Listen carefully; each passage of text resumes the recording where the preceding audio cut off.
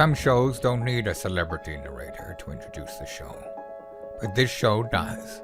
In a world filled with endless opportunities, why would two men who have built 13 multi-million-dollar businesses altruistically invest 5 hours per day to teach you the best practice business systems and moves that you can use? Because they believe in you, and they have a lot of time on their hands. They started from the bottom, now they're here. It's the Thrivetime show starring the former U.S. Small Business Administration's Entrepreneur of the Year, Clay Clark, and the entrepreneur trapped inside an optometrist's body, Dr. Robert Zuttner. 2 men, 8 kids, co-created by 2 different women, 13 multi-million-dollar businesses. We started from the bottom, now we're here. We started from the bottom, and we'll show you how to get here. Started from the bottom, now we're here. We started from the bottom, now we're here. Started from the bottom, now we're at the top, teaching you the systems to get what we got. Colton Dixon's on the hooks, I break down the books. Z's bringing some wisdom and the good looks. As the father of 5, that's why I'm alive. So if you see my wife and kids, please tell them hi. It's the CNC up on your radio, and now 3, 2, 1, here we go. We started from the bottom, now we're here. We started from the bottom, and we'll show you how to get here. Started from the bottom, now we're here. We started from the bottom, now we're here. We started from the bottom, now we're here. We started from the bottom. On today's show, one of the world's top search engine optimization experts, Mr. Gary Grant, the CEO and founder of SEOinc.com. Again, Gary Grant, the CEO and founder of SEOinc.com, hops on the show to teach you everything you need to know about search engine optimization. Some shows don't need a celebrity narrator to introduce the show, but this show does. 2 men, 8 kids, co-created by 2 different women, 13 multi-million-dollar businesses. Ladies and gentlemen, welcome to the Thrivetime Show. Now, 3, 2, 1, here we go! We started from the bottom, now we're here. We started from the bottom, and we'll show you how to get here. Started from the bottom, now we're here. We started from the bottom, now we're here. We started from the bottom, now we're here. We started from the bottom, now we'll show you how to get here. Oh, Thrive Nation, I am fired up for today's show. You better be fired up because today's going to be a game changer for a lot of people listening out there. Do you know why, Z, I'm fired up for today's show? Probably because you just burned some pinion wood. No, but we really should here in just a few moments. It's going to have to happen. I'm going to bring this up here. We live in a world, Z, of a lot of internet charlatans. Now, the word charlatan means, the word charlatan means a person falsely claiming to have a special knowledge or skill. A fraud. A fraud. There's a lot of people that say, well, I have a laptop. Check. Check. I have bogus claims. I know check. where the coffee shop is. And then I got a couple photos of me with a celebrity. Therefore, I'm an internet wizard. Wizard. Right? I'm a wizard, right? You got a photo of myself with a Matthew Broderick, right? Remember him? Right. I'm in a photo with him. And I'm cousin twice removed from somebody else. And then I've got a laptop. And my magic wand is my laptop. But see, on today's show, we're interviewing a guy by the name of Gary Grant. He's the CEO of SEO Inc. And Gary, by the way, welcome onto the show, sir. How are you? You know what? I am doing so awesome and happy to be here with you guys and all your listeners. This is just going to be a mind-altering, mind-bending, money-making idea show, I think. Well, okay, so Gary, we'll go ahead and wow the listeners out there. A little bit of name dropping. Who are some of the companies that you guys at SEO Inc. have worked with over the years to help them dominate search engines? Well, you know what? After 20 years of doing this, I've seen every kind of business vertical. I'll keep it short. Pacific Gas and Electric, largest energy company in the United States. S.C. Johnson, we did all 17 of their brands like Tide, Glade, Windex, Pledge.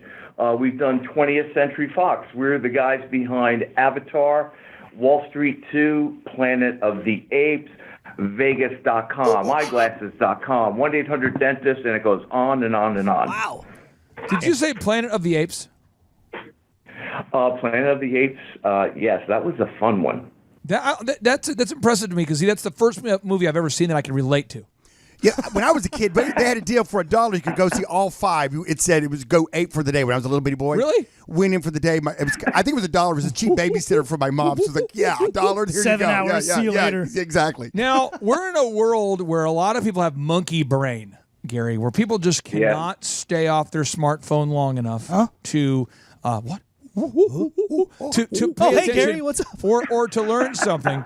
And you have focused on this search engine game for a long time to become an expert. So I'd like to ask you, how did you first get involved in search engine marketing? Because you have stayed focused on this idea for so long. You fought the natural desire everyone has to have monkey brain. How long have you focused? How did you first get involved in search engines, and how long have you been doing this? Okay, that's a great question. And you know what? It was one of those holy grail moments where the clouds parted and this big light came down. I used to be a web developer in Los Angeles, created a lot of great sites. You probably heard of them: Charlie's Angel, Hollow Man, Blair Witch, some talk show radio hosts, Rush Limbaugh, a bunch of those. But I just finished doing Blair Witch. An artisan came to me and said, hey, we have an idea for this great site. So we worked on it for a year. It was $1 million budget. I created the site. It was all in Flash. Remember those days? Oh, Flash. Flash. Flash. Great product. But I was done with the project, delivered it early, and they said, Gary, thanks a lot. We just sold it to Sony for $13 million. And thank God we did, because the site can't rank on the search engines. And there it was. He came down from above and said, Gary, that's the holy grail. The reason is you could spend $1 million on a website, and if it's not visible, it's worth nothing. Gary, I had audio, and a lot of times people don't like that I mic our guests without their permission. Well, but Z, we have audio of what actually happened at that very moment. Do you want to hear the audio, Z? From what year was this, Gary?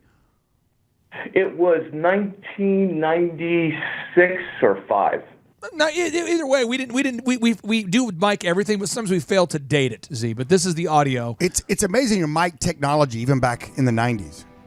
Gary, this is the man upstairs. I'm not going to necessarily say this is the voice of God, but the voice of the man upstairs. And I do want to clarify that if you build a beautiful website, a beautiful, incredible, huge, gorgeous website that no one can find, it's like building a billboard in the woods. And as the man upstairs, I'm communicating to you via CB technology.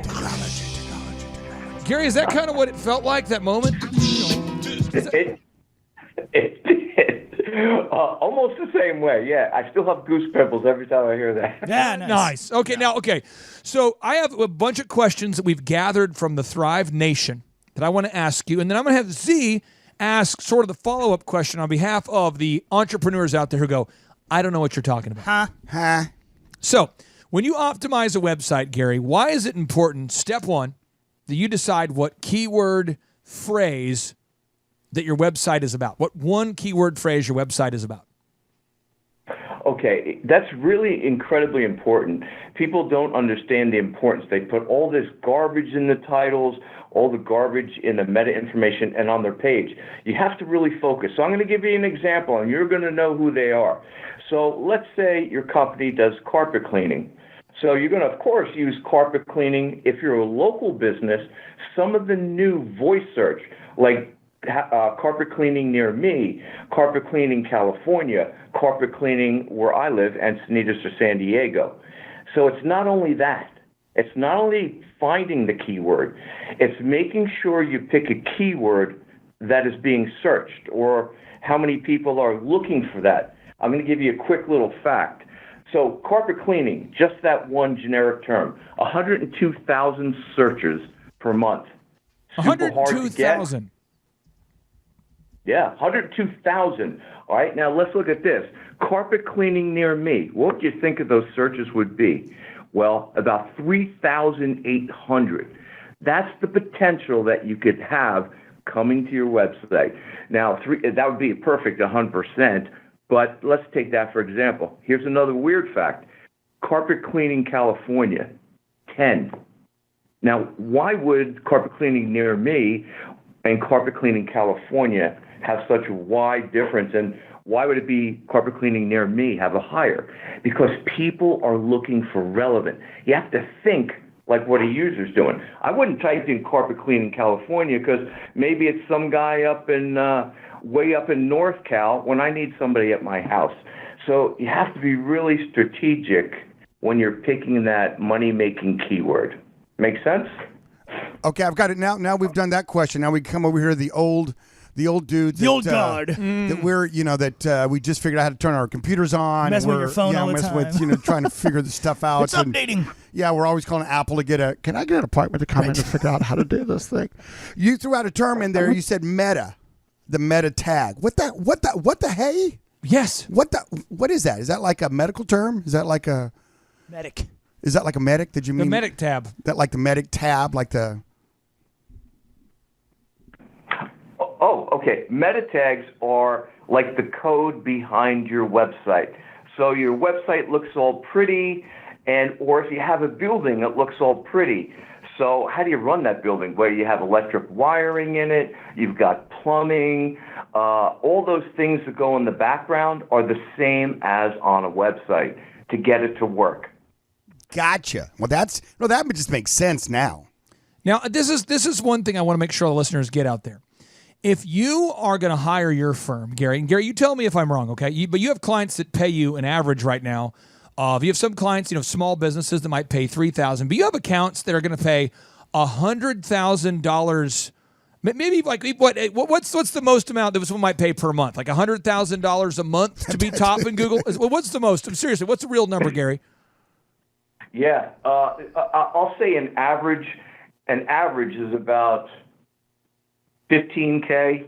But some of the small businesses, I'm really sensitive. I'm an entrepreneur. You guys are both entrepreneurs, so I try to help everybody. Even if they can't afford my company, I'm going to give them really useful information. But some of the big dogs are playing, well above $50,000 to $80,000. How could somebody afford to pay you? Why would somebody pay you guys $50,000 a month? I mean, how could it change somebody's life if they get to the top of Google?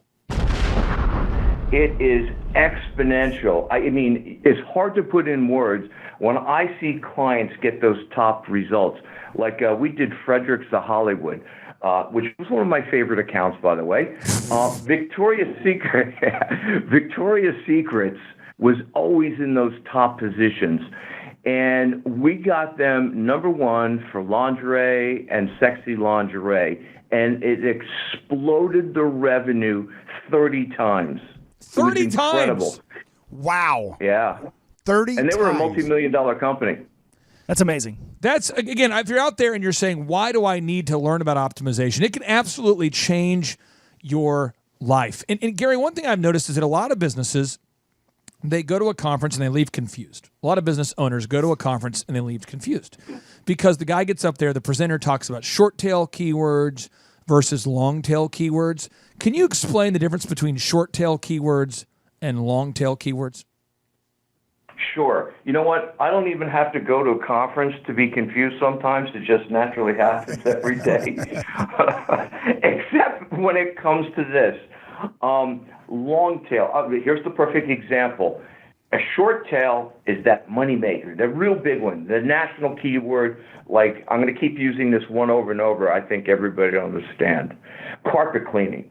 Okay? So a long tail is carpet cleaning near me and stain removal experts. So short tail is just a shorter, brief description, and a long tail is a lot of words in there. So like flowers, or I need to find red roses near me. So that's the difference. Okay, so long tail versus short tail keywords. I think we've covered that. We've covered, why search engine might cost people a lot of money. We've talked about the value of really dominating a word. Gary, I want to ask you this: why would, if someone's out there, let's say Dr. Zellner has a new venture he's involved in and he wants to dominate, why would he want to focus on a local keyword versus a national? Can you kind of explain, help somebody like Dr. Z, who's an entrepreneur, multiple businesses, why would he want to focus on a local word versus a national word? Sure. So let's say, Dr. Z, how are you today? You feeling good? I'm feeling great, buddy. Okay, so let me explain to you the theory. So, if you're a local business and you've got one store location and you're located wherever you are, if you go after a national keyword, so if you're a dentist and you say, I want to go after that keyword dentist, the competition is going to be incredible. And guess what? There may be like wiki articles or really powerful sites. The Wall Street Journal talking about dentists, maybe WebMD. It's almost going to be impossible to get that keyword. And guess what?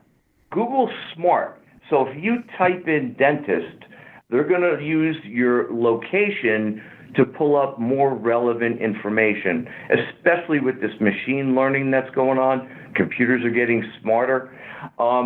So you want to focus in your area because you don't want a guy calling you for a teeth cleaning in Oshkosh, wherever. You want a person that's right near you to get in and earn the business.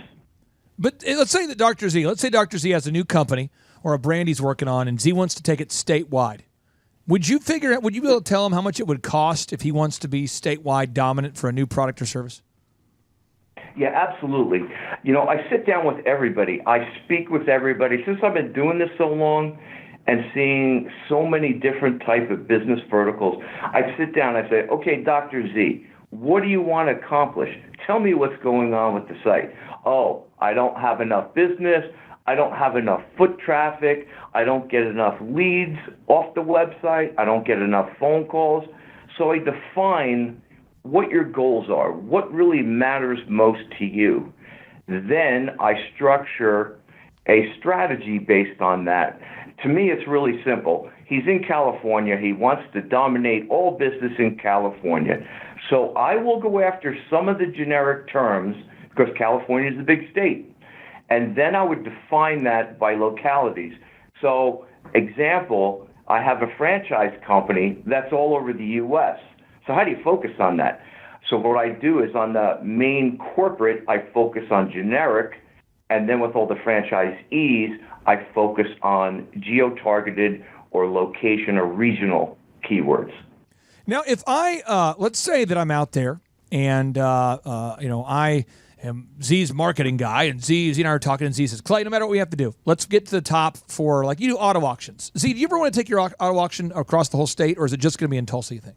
Yeah, I've got some expansion plans that I'm thinking about doing, but it's not a really retail establishment, so it doesn't really have to be. I would rather take money and spend it on other businesses that I own to get them SEO. It doesn't have to pop front page, though it does. For the listeners out there for the listeners out there who don't know what he's talking about, his auto auction sells pretty much just to used car dealers. That you have to have a used car dealer's license, so it's B2B, and so it's really not. I've got business to business. Business to business. I've got about 1,000 guys I reach out and touch on, and your optometry clinic. Let's say you want to take it across. That's state. a different. Are you going to ever do that? Game. You going to go to Oklahoma City? Yeah, I don't know. That's a good question. Now that my kids are getting licensed and joining the practice, we're talking about it. So let's say that you sat down with Dr. Z and you said, Dr. Z, here's what we need to do.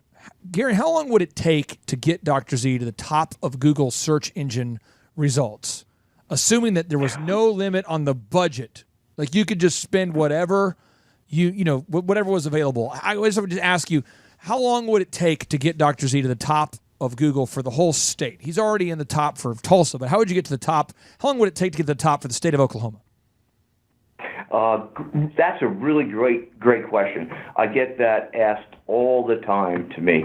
Now, in the background, what I think in my head is, okay, how competitive it is, how many other people are competing. I look at his competition to find out what they're doing versus what he's doing. But here is the answer.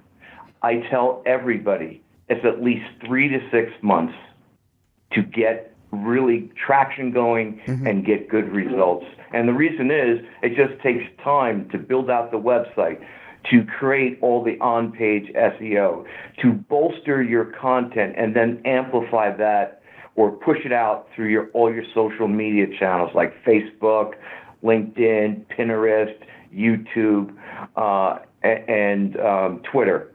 So to get there, I'm going to tell you, Doctor, just because I don't want to give you false expectations, 3 to 6 months. Sure, that seems fair.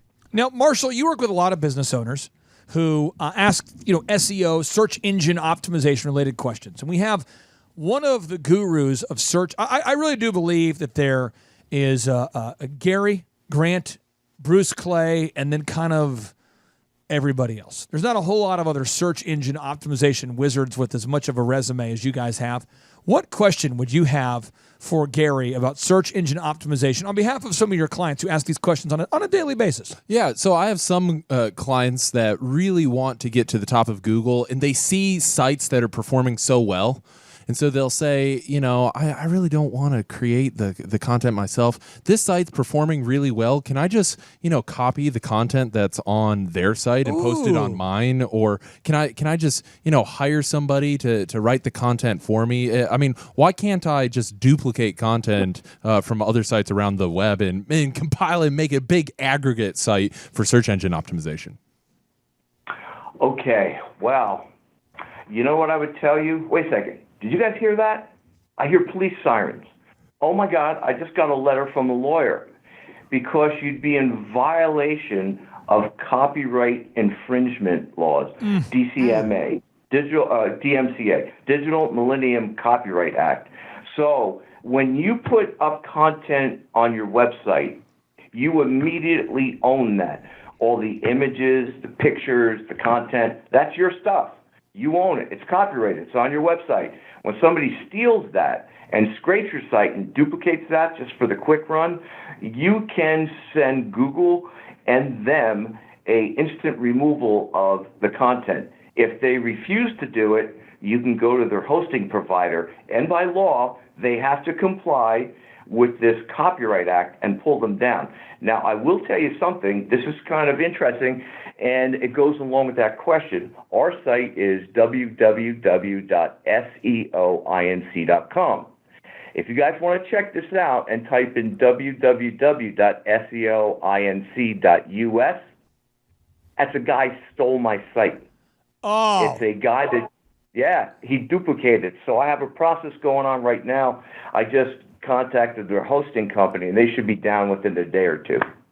Really? Look at that. .us. There it is. That's pretty crazy. Same site.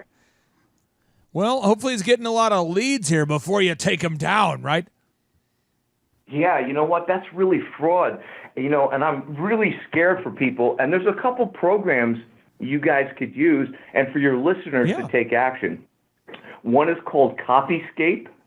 And what you do is you put your website in there and different pages of your website, and it scours the internet for people using your content.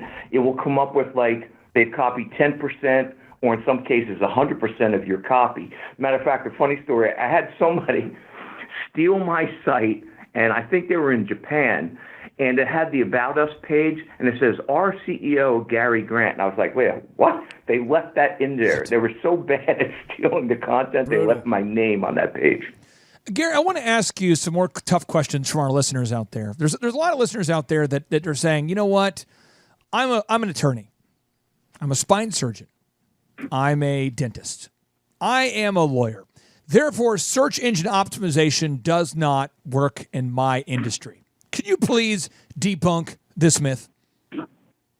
Oh, my God. You know what? So I'm going to put it into perspective. When was the last time you used the phone book? I use it every day. I'm a very loyal person. I believe in the brand. I just like reading it. Never. Yeah. I've never. I mean, it's never. Never. You know what? Consumers these days want information, and they want to consume it, and they want the answer right now.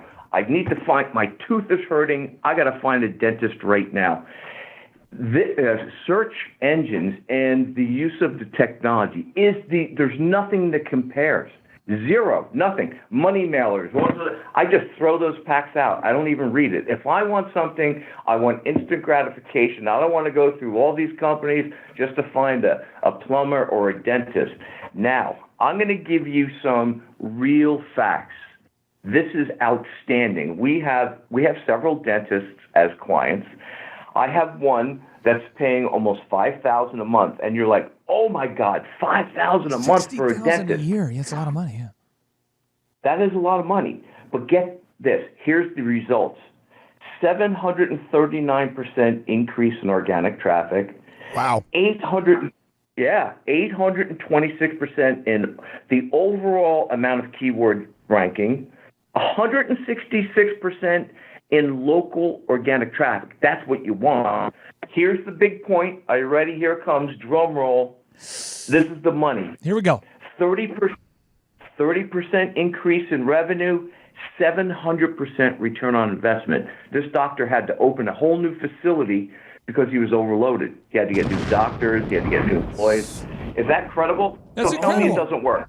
Now, okay. So here's where it gets a little weird. Dr. Z, please feel free to chime in and hit the weird alarm if you want to here. Whoop, whoop. Z, how long have you been an optometrist? 26 years. If you had to speculate, 20, almost 27. I'll give you a moment to think about this for a second. Okay. If you had to think about, and you go, guys, somebody's really going to ask you, they're wanting to know, how many patients has your clinic seen over the years? I'm going to cue up some music. Okay. Think about, do the math real quick. How many patients do you think? How many patients do you think that you have seen in those? The offices have seen. Yeah, the offices. No pressure. We just kind of just think about it. Do the math roughly. Let me get my little calculator. Yeah, Rough do it. guesstimate. Yeah. Okay. I'm going to guess it to be. Okay. Gary, he's doing the research here. We're doing some research Square here. root of 9 is Here we go. An average up. You travel it over. First few You years, the not one. so much. You want so the square root. Really think about it. I mean, I what would is say pi? closer to 1 million than not. Amen.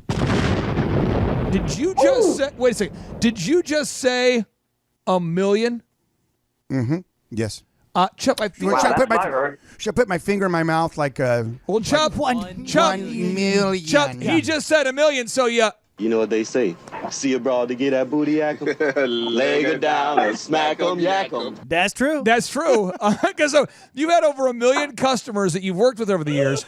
But Z, Google reviews were not a big thing until Gary. When did Google reviews start to be a big thing? Google getting objective reviews from real customers.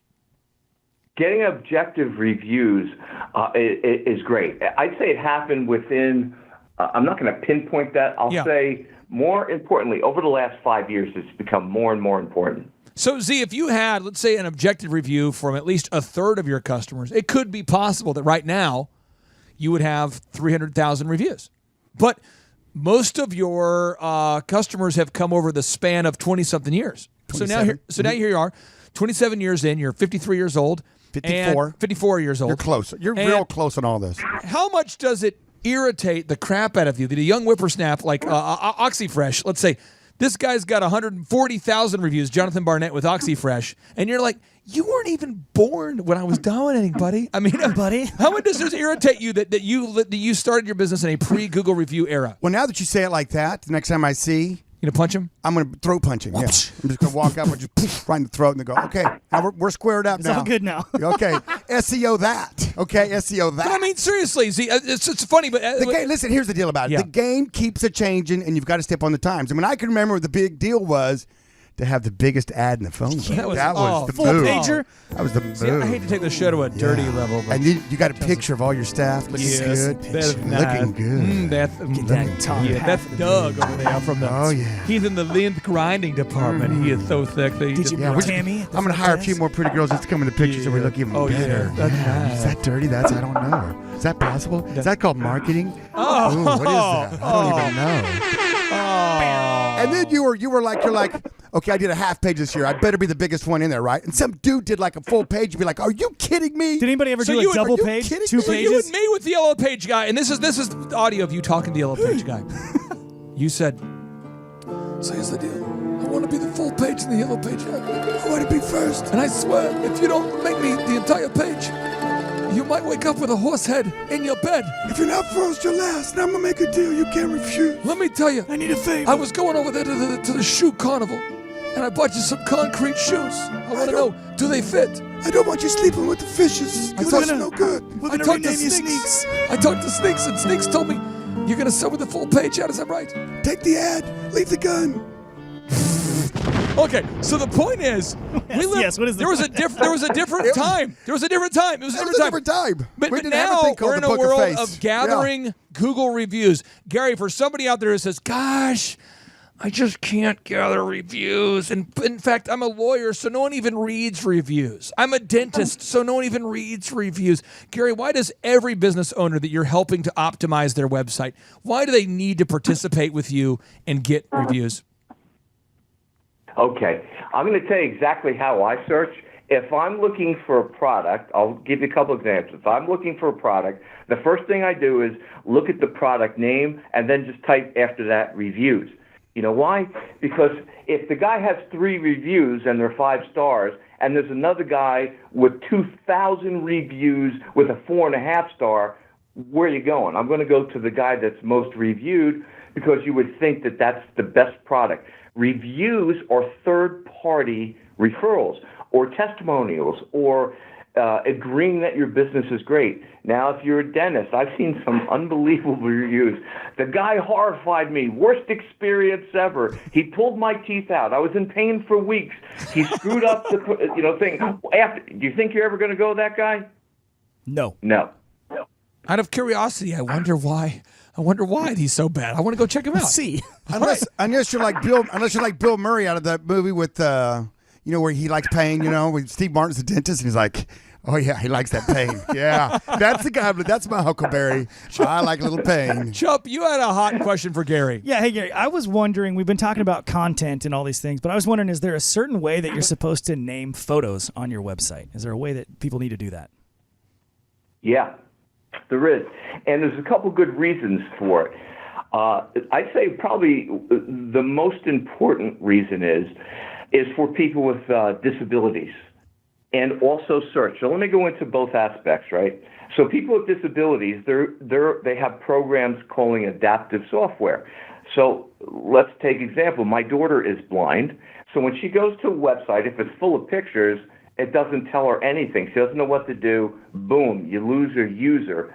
But more importantly, if you make your site more accessible by even naming the pictures that describe what it is, you can put keywords in there. Guess what? When somebody types an image for teeth cleaning or teeth whitener, boom, that image could come up and they say, oh, this is from Dr. Kevorkian. I'm going to go to him. Well, you probably won't want to go to Dr. Kevorkian, but you know what I'm saying. Now, Target years ago, I think you know the story, Gary, but Target.com was sued over not having alt tags on their shopping cart. Do you remember this story? Well, I certainly do because they called me. Really? Wow. Tell us the story about the story that I know. Okay, everybody, sit down, get the marshmallows out, gather around the campfire because this is exactly what happened. Target called me. Well, first off, my daughter searched on Target. She spent 45 minutes on the website, went to check out, and it was impossible. There was no way for her to check out. If you could see and you had a mouse, you were able to check out and finish and complete your purchase. Now imagine that if she's sitting there for 45 minutes, she can't get out of the house, she can't buy things like everybody else. It's not a good thing. So Target calls me up, and there was a guy from Berkeley that sued them because the site was inaccessible. So I'm on the phone with them, their whole IT people are there, and they said, okay, what would it take for you to fix this problem? We don't want to pay you to come in, but can't you just write us a white paper? And I said, sure. So let me analyze the site. It's funny because my daughter spent 45 minutes on the site and she couldn't order anything. So I said, I'll write you a white paper. It'll be about $20K and it'll be able to fix everything on the site, including the checkout. I already knew what the site needed because I, did a quick review when my daughter couldn't search. So they said $20,000 for a white paper. You know what? We don't have the time or resources to invest in that. We can't put our team up for that. I don't know when we do that. You know what? That audience is so small that we're not going to attack it. And I said, yeah, but you're missing the big picture. You have to do that as part of the WCAG, which I'm on the board for with the W3. Yeah, with the W3C, I'm not going to throw them under the bus and report them. But however, I said you have to do that. But even more importantly, fixing the accessibility of your website will make it rank higher. And they were like, we don't really care at this time. And I said, well, you know what? If you don't do this, you're going to lose a lot of money. Yeah, and Bruce Sexton Jr. sued them.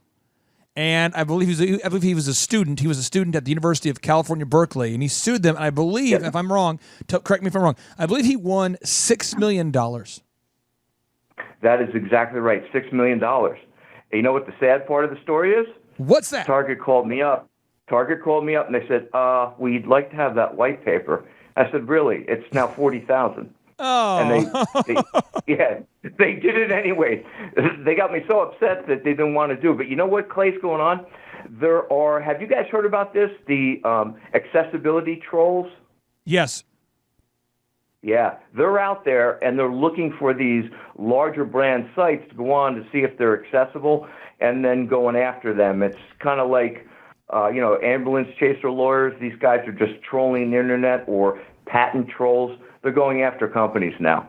Alt tags is what you call them. You got to name your images properly, and if you don't, you won't rank high in Google. And potentially, if you're as big as Target, you might be sued, or maybe slightly not as big as Target. But if you're a big company, you might be at legal risk. Now, Gary, I want to ask you this next hot question. Google reviews. Going back to this again. If I'm listening right now and I say, I don't have the time to get Google reviews, and furthermore, people just won't leave me a Google review. What is the best way to get a Google review? Well, you, as any business owner out there, and I'm sure there's a ton listening to us right now, you've got to work hard. You've got to get up early. You got to put in that dedication. You have to make sure that you have a quality product and quality service. And it's the same way with the internet. You just can't put up a page and say, woohoo, I'm going to be rich. Look at all these leads coming in. You know what I mean? Woo, I got a website Show up. me the money. Yeah, wait a minute. Hey, there's nobody going to the site. I don't have any reviews. I can't get them, and start whining about that. Look, if you're a business owner, you put your heart and soul and invest everything into that. Why not take that time to ask a client? They're super happy you're done. You just finished a project at their house and like, oh my God, boom, perfect time to get a review. A restaurant, that was the best meal ever. And I said, really? You want to know, can you give us a 5-star review? Have you ever bought a car and walked in there and they always say, you're going to get a questionnaire. Can you give us all 10s? Yeah. Yep. That's the same thing. You've got to ask for it. If you don't ask for it, you're not going to get it. Oof. Biblical knowledge. Have not because you ask not. Ooh, say that again. You have not because you ask not. Here we go. Now, this is the next question I have for you. There are companies out there that email you every day. Anybody out there listening, you get this email. It's a company typically based in India or somewhere near India. And they're going to say, we have microwavable burritos for you. For $399, we can get you to the top of Google. We can do this for Would you Like today. me to optimize your Google map for you? We would. And you're saying, okay, that's cool because I listened to this show with Gary, and Gary's saying, it might cost me $3,000 a month, and for $399 a month, I mean, they're going to do it. So why not? And I get a burrito thrown in on the deal. Yes. It's not a bad deal. I get the burrito. Gary, can you talk to me about why you can't just hire a firm out of India to optimize your website for $399? Sure. You know what's really crazy and strange? I get about 5 emails a day. I will get you to the number one in Google in 3 weeks.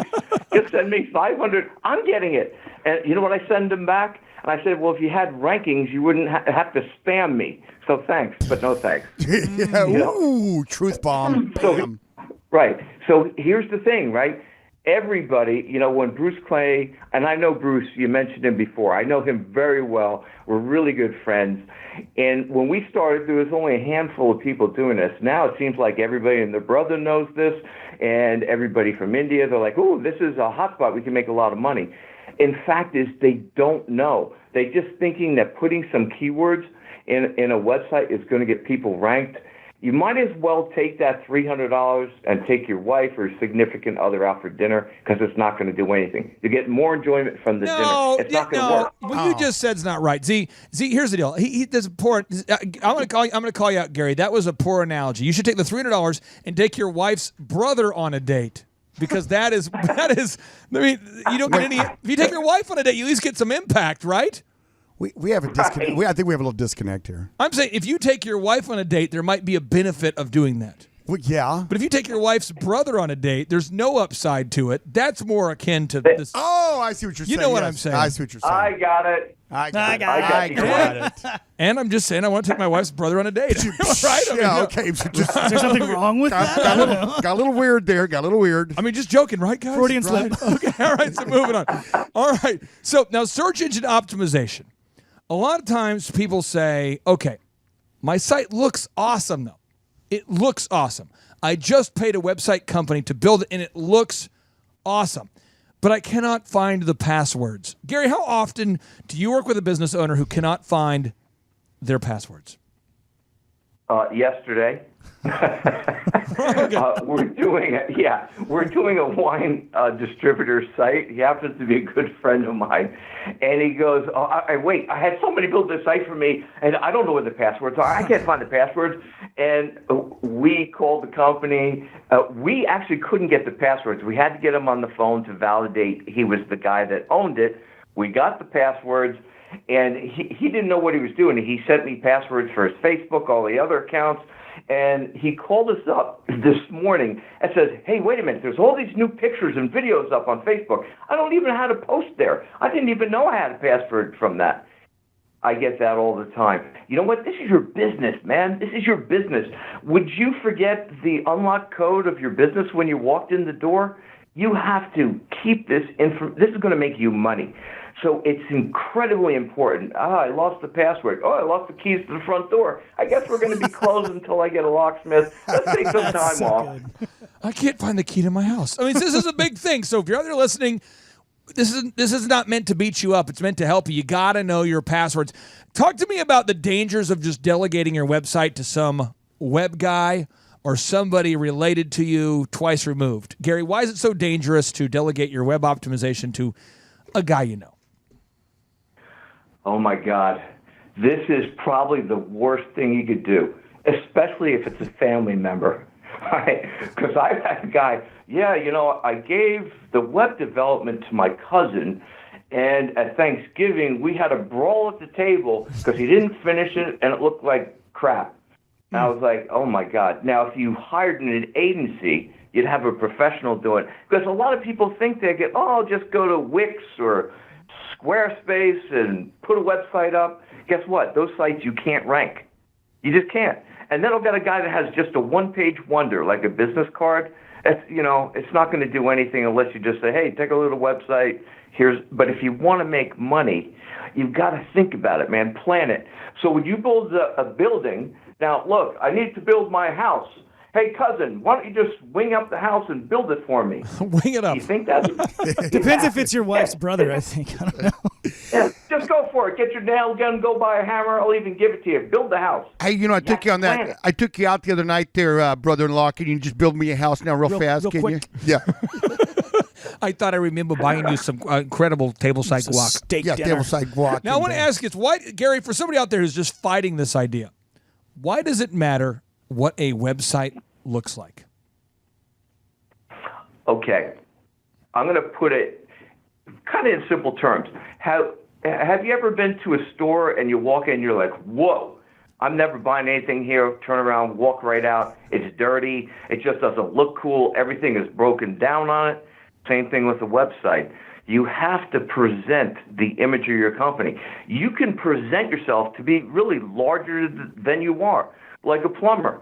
It could be amazing. His shop might be a mess, but that website, people are like, whoa, this guy knows what he's doing. So it's all about that image and, more importantly, become an authority, have trustworthiness in the site, because that's how you're going to get people to buy from you. So you have to just think in those terms on the Internet. I'm really good at what I do. I've got a great building, yet my website looks like crap. That's could be the first impression somebody gets. Okay, I'm never going to use Joe Schmo the Plumber. That site looks like garbage. His work will probably be the same. Why can't you just update a website, fill it up with meta tags, meta descriptions, meta keywords? Why can't you just take a site, load it up with the meta tags, the meta keywords, and description, and that's it? Why do you have to keep adding content? Okay, another great question. Back in the old days, before cell phones were out there, I remember those times. You guys probably don't remember those. Oh, I times, do. But I do. yeah, you do, right? Oh, yeah. So back in the old days on search, you could stuff all the keywords in there and put that's like great. 50 words on a page. Yeah. Put every product and service, and you might have the potential of being ranked. Oh, that's nice. Nowadays, Google has so many signals to look at a site and score it. They want quality. They want the site to be authoritativeness. They want to make sure you're an expert. And so how they're going to make sure you're an expert is by the quality of content that you put out. Is it useful? Can somebody consume that and really get an answer? I'm going to, guys, tell you something new that's out there that maybe you might have heard these little trick buzzwords, but user intent, micro moments, Google answer box. Have you heard of that stuff? Continue, Gary. Break it down. Okay, great. So let's look at this. If I'm looking for a plumber, I want information quickly about that. So user intent is a person to find a problem, look for a product, like how to fix a leaky faucet. How do I fix that leaky faucet? I want to find a plumber to fix my leaky faucet. So the intent of me going on the search engines is to answer one of those questions.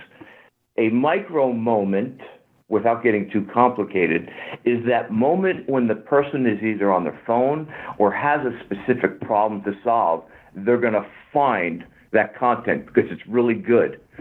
So Google Answer Box, I don't know if anybody has seen this, but if you go how to fix a leaky faucet, you're going to get videos up there of people doing it. And I saw it the other day. I just wanted to figure out, like, what's this Google Answer Box 0? Well, guess what? There's a position higher than number 1. It's called position 0. It's one of the most coveted positions to get because traffic goes off the hook. So if any one of your viewers or yourself type in what is E-A-T, which is one of Google's acronyms, we're number 1 for that search. And it's huge. The traffic we're getting on that is huge, and people are like, wow, these guys know about expertise, authoritativeness, and trustworthiness, and they're calling us up. And I said, how do we get that from Google? Because that's a big scoring factor. So you really have to think and plan out what you're doing, and that's kind of the logic behind it. Why can't you, Gary, just submit your website to a bunch of search engines? You know, back in the day, you could just submit your website to thousands of search engines and be top that way. Why can't you do that now? Yeah, Google has come up with a lot of scoring values now.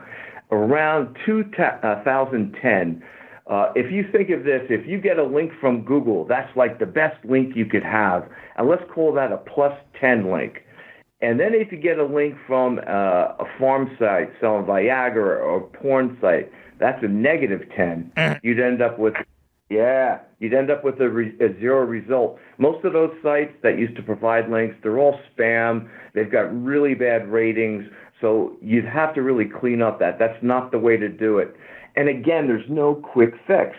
As an entrepreneur, a business owner, it's blood, sweat, and tears. You know, you're just not going to put a business up and make $1 million. You got to really work hard and relentlessly to make it happen. Same thing. Why wouldn't you do that on the internet? I mean, that's the number 1 marketing tool. That's the number 1 marketing money maker for businesses. You got to really think hard about that and make a decision. You know what?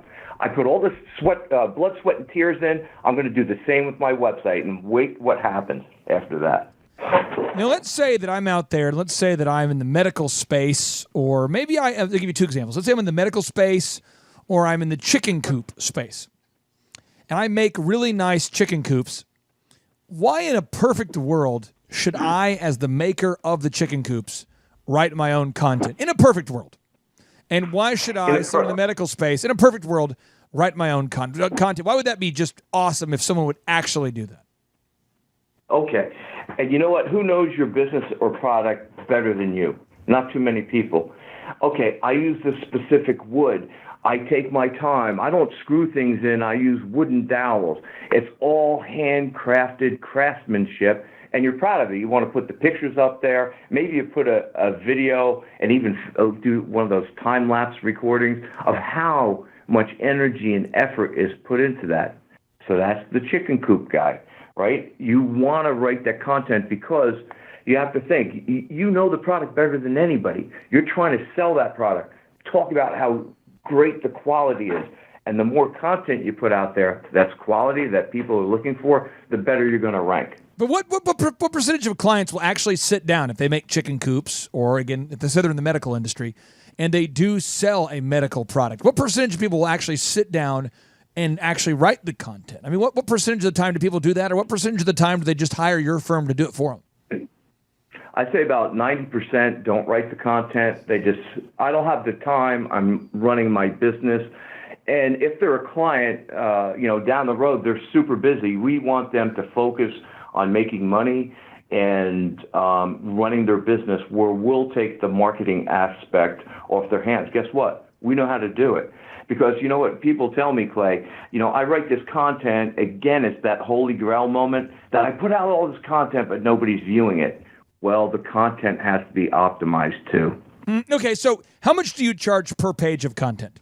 Let's say a guy reaches out to you, they are in the medical industry or in the coop industry. What do you charge per page? Now, a lot of companies will pump out content, and I've seen pricing from about $110 to $200. I'm talking about that good Gary Grant content, that hot content.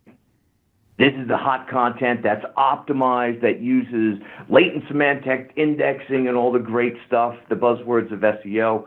We're around, it depends, around $300. But that content is going to rank and make money. Again, creating one page is not going to happen. There's so many issues with the site, like site health. You have to make it healthy. You have to fix the errors, just like the alt tags. You got to fix those. So, Clay, if you picture it as this, to put it in really simple terms, if you have a puzzle that's 1,000 pieces, if you're missing one, the puzzle will never be put together. You've got to put all the pieces in: content, on-site optimization, getting links, getting the reviews, creating content that's compelling. That's when you start to put together a campaign that's going to work. So again, if I'm out there and I'm going, okay, I am a dentist, I'm very busy, I make hundreds of dollars an hour, I don't have time to mess with this, but I want to make millions of dollars. Somebody out there for as little as about $3,000 a month could get your team helping them. Is that correct? Absolutely, Ken. And we are extremely successful, especially in the geo-targeted local stuff. It's a little bit easier because what we'll do is we'll ask a client, pick out your top 3 competitors. And what I'll do is go in, analyze what they're doing, and then we'll beat them at every turn and make my clients money. The most important thing is, okay, we'll get you traffic, we'll create your content, but if I'm not making you money, I'm not going to be a good friend of yours, and the next time I come in for a root canal, you're going to pull my teeth out. Okay, so why does it require an entire team of highly skilled people to optimize a website and not just a dude with a laptop? Great. Just as you have a guy building the house, you're going to have an expert carpenter, you're going to have guys that do the plumbing, you're going to have electricians, you're going to have sheetrockers. Same thing when it comes to SEO. You're going to have a guy that writes great quality, compelling content. You're going to have an analyst to go out and look at all the sites that you're competing with, figure out what they're doing, research the keywords. Then you're going to have an engineer go in and fix any health issues on your site. So it takes multiple people, super talented people.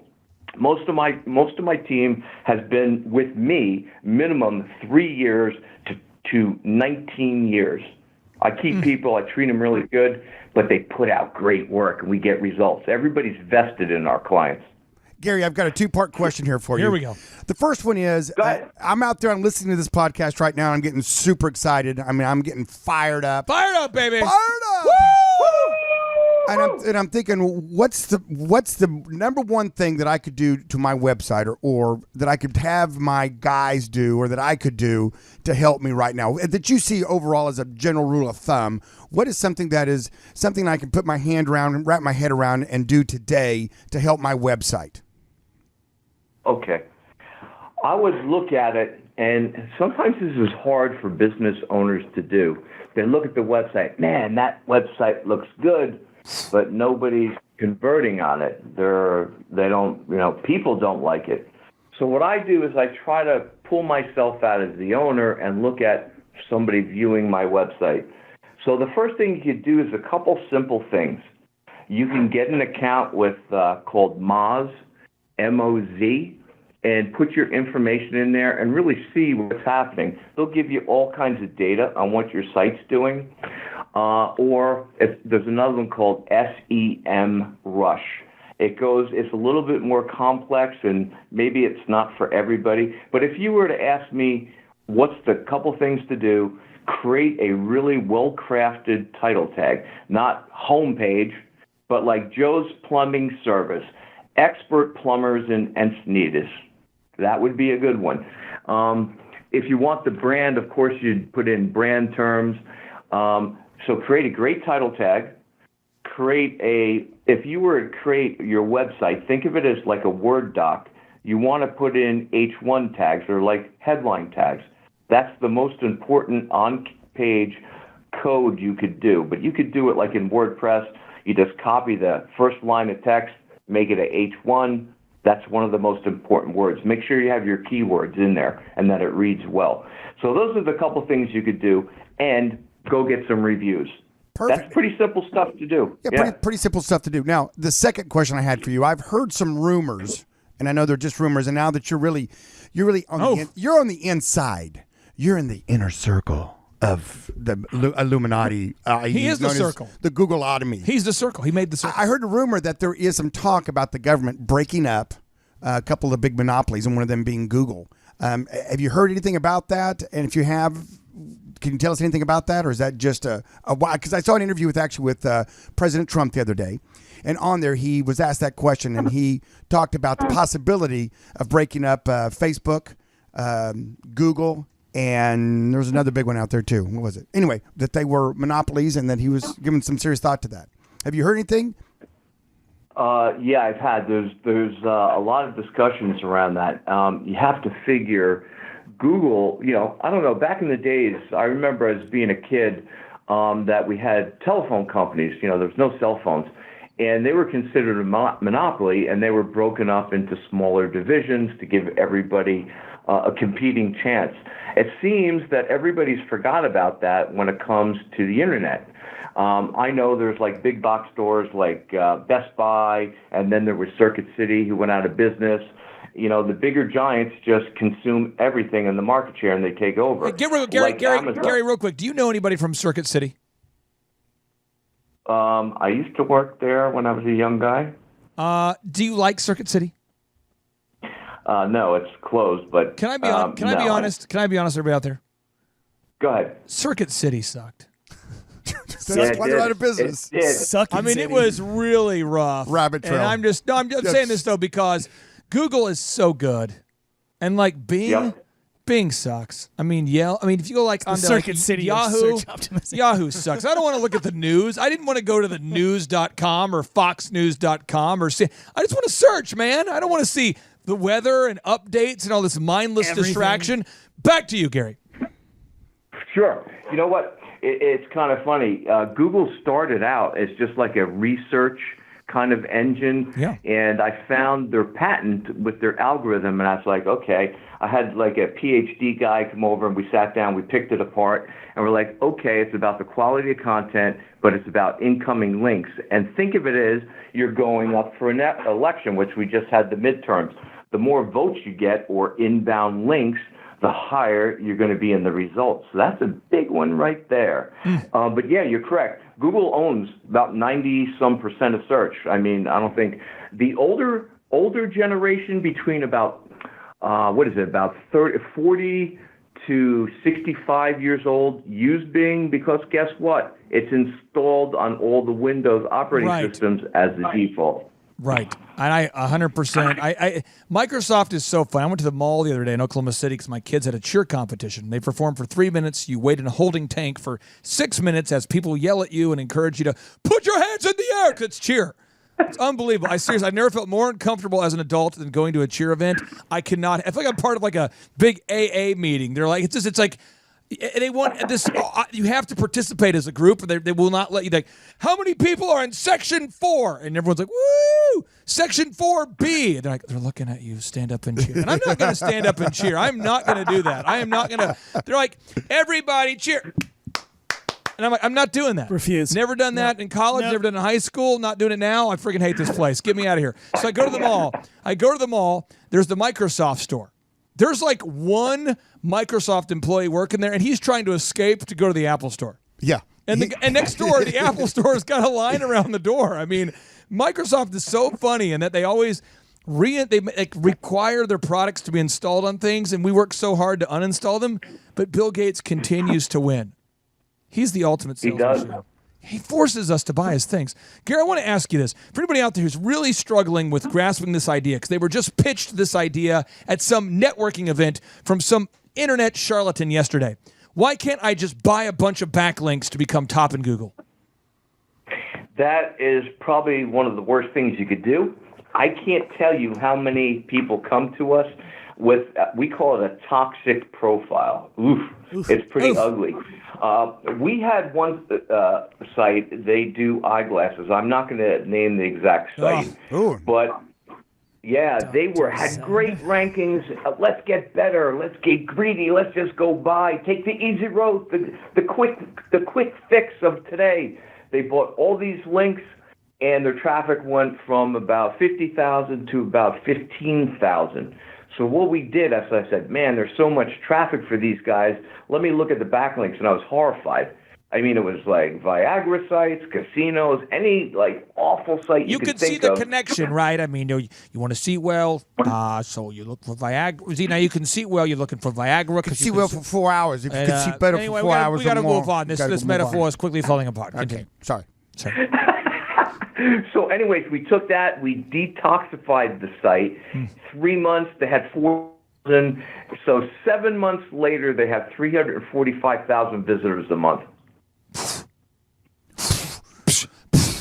Oh, Gary, but they no longer sold any Viagra, right? So that's a downside. They were Viagra sales company. So they were. Gary, there's somebody out there who says, but Gary, the search engine techniques you're teaching me at SEO Inc., the search engine techniques I'm learning, I look at some big brands like Nike or Tesla that are just flash-based. They got images everywhere. They don't seem like they're having like 1,000, words per page or 500 words a page, and they're not following any of the canonical rules, and they don't have optimized title tags. Gary, could you enlighten the listeners out there as to why a big company like Nike that's spending billions of dollars on advertising might not care a whole lot about following search engine compliance rules? Sure. Well, things are changing. Some of the big companies have done, I remember a BMW company, they got removed from Google's index because they were buying links and all kinds of stuff. Oh. So immediately, so as soon as they stopped doing that and removed those, they came back in the search results like nothing happened. But when you go and talk about the big brands, I'll never forget Eric Schmidt.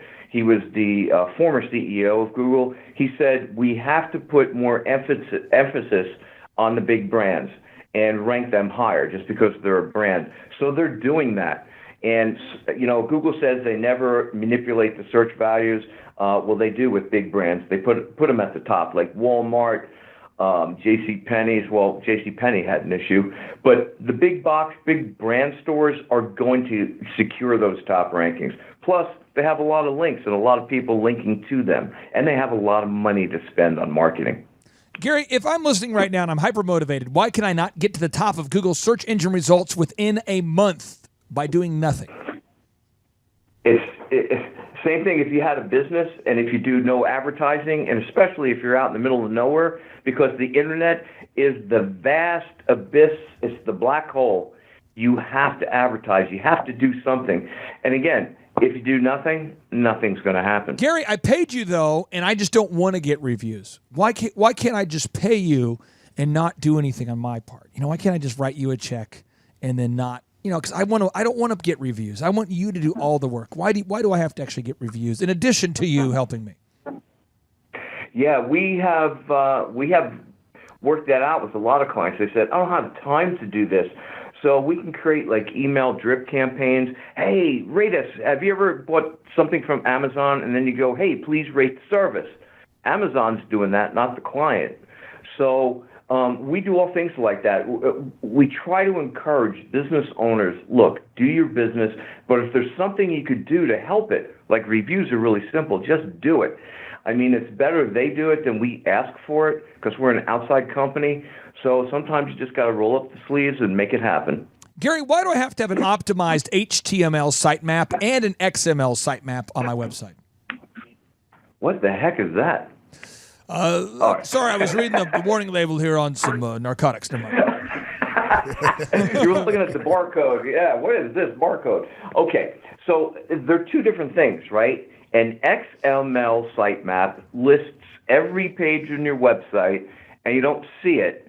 It's fed directly to the search engines, and they love it. You know why? Because time is money. Imagine the computing power it takes to search the internet, to sort it out, and then show those results. So Google wants a quick fix. They go to your site, they find the XML sitemap, index the entire site, then they're gone, right? So that's great. An HTML sitemap is kind of like the index of a book. Hey, I want to go to chapter 4 right away. Flip it over there. Boom. So if you're looking for something specific on a website, you can go to this HTML sitemap, and it's kind of like that index. Okay, I just want to go here, click it, and you're there. It also helps out search engines crawl the site better or go through the site to pull your information. Let's say that I'm listening right now and I say, okay, Dr. Robert Zellner, this guy, Dr. Z, I'm going to look your website up real quick here. Okay, I'm going to look up Tulsa men's haircuts. I'll put them on the big screen here, Gary, which I know doesn't help you at all, but it helps me to show Dr. Z I'm actually doing something, not playing solitaire over here. So, elephant in the room today, if you look up our rank, we come up number 1 and 2 in Tulsa for the phrase Tulsa men's haircuts with 665 reviews, 621 for our store number 2. And then we've got our website down here slightly underneath Yelp. Now, if you type in Tulsa optometrists, we type that in here, and Dr. Z comes up number 1 overall with 451 reviews today. Let's say that Dr. Z is looking at his arch rival right here, and Z has more reviews than the other guy, right? Yes. But the other guy has more high quality content than Dr. Z. Why does the guy, and we're talking about the organic results underneath the map. Why does the guy? That's like the 20 best. That's a different kind. Let's go here. So you're right here. Yeah. Let's go down here. Let's look at this guy here. So let's say this guy. I won't mention his name on the air. I'm beating. But you're here. You're number 3. This guy's number 4. Okay. So let's say that number 4 guy wants to beat Dr. Z in this case. Why does the site with the most high quality content beat the site with less high quality content? If all things being equal, why does the site with the most high quality content typically win? Okay, because it's going to show that you've got, first off, consumable stuff for searchers to look for. But more importantly, it follows that guideline of Google, the EAT principle. Expertise, authoritativeness, and get it, the big trustworthiness. Now, Gary, I got a question about content. Let's say that I get highly motivated one month and I get crazy and I just double the amount of content that my competitor has, and I put it up all in 1 month. And never touch it again. And never touch it again. Yes, okay? touch it once. I put it up there. Bam! It's a 2-part question. Number 1, why am I immediately not coming up over them at my competitor in rising in the organic search results? And number 2, why do I have to continue to keep contributing the content over time? Sure. Those are great questions. I have that asked almost on a daily basis for clients. They go, why do I have to write all this content? And I'm going to just write in 5,000 pages and I should get ranked. And I said, well, no, it doesn't work that way. First off, every time you write a page, it takes a while to get indexed and then sorted through. There's all these variables, or I call them scoring signals. Google calls them scoring signals. The part 2 of that question is, number 1, why can't I just throw it up all at once? Throw it up. What I'm hearing you say is that if you put up 5,000 pages in 1 month, Google's not going to immediately validate that as being like high quality content. It can't possibly be great articles. Then the next part of the question was, why do I have to consistently keep doing it over time and not just like 1 month and then I'm done? So negative. The second part is fresh content, new content. So if you put out an article back in 2002 on teeth cleaning, don't you think there's new products out there like Zoom, or maybe you could just touch it up with the Crest strips? Okay, so everything is changing. Nothing stays the same. I'm going to give you the perfect example.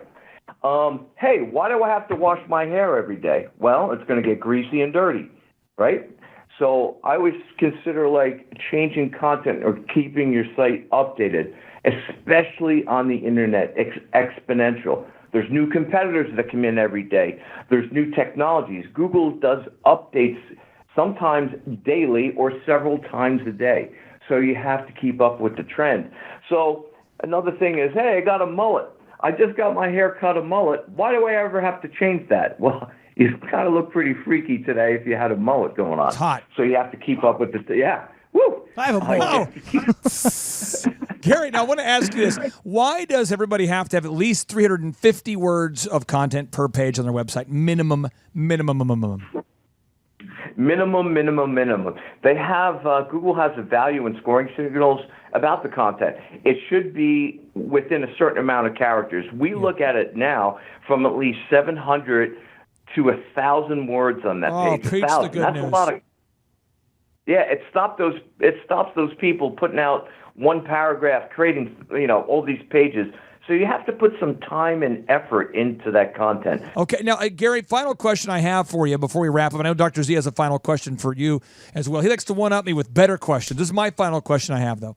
For anybody out there that says, okay, I'm going through, I'm reading like Search Engine for Dummies, or I've read all these blogs, and I know that I need to get my XML sitemap, my HTML sitemap. I know my site has to have 1,000 words of content. I know it has to load quickly. I know there's all these things.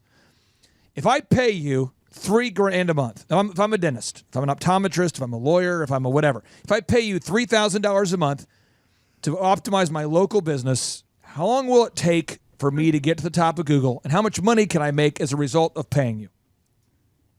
That's a great question. In each vertical, it's really different. So if you're a dentist, that's one vertical. If you're a window cleaner, that's one vertical.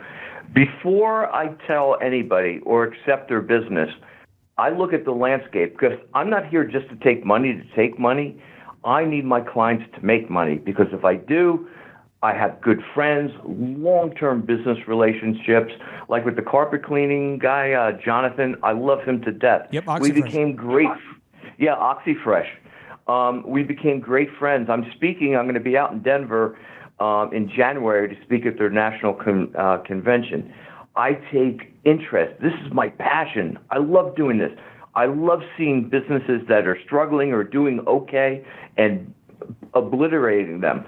Now, it's hard to put that into hard numbers, because there's really not much information out there. But I will tell you that if you have position 1 on Google, the desktop search is about 32%, and mobile is about 23%. And then if you go down to position 9, it's 1.3%. Whoa. So getting those, So if you look at, okay, I'm at position 9 today. Out of 100 searches, I'm getting almost 1.5. But if I go to number 1, I'm getting 32. So that's a big lift. It may not seem like a lot, but when you have different keywords ranking and nipping away, taking 30% here, taking 20% here, taking 20% there, it adds up to a lot of revenue. So if somebody were to call me up, I would sit on the phone with them and explain, okay, what are you looking to do? What do you need to accomplish?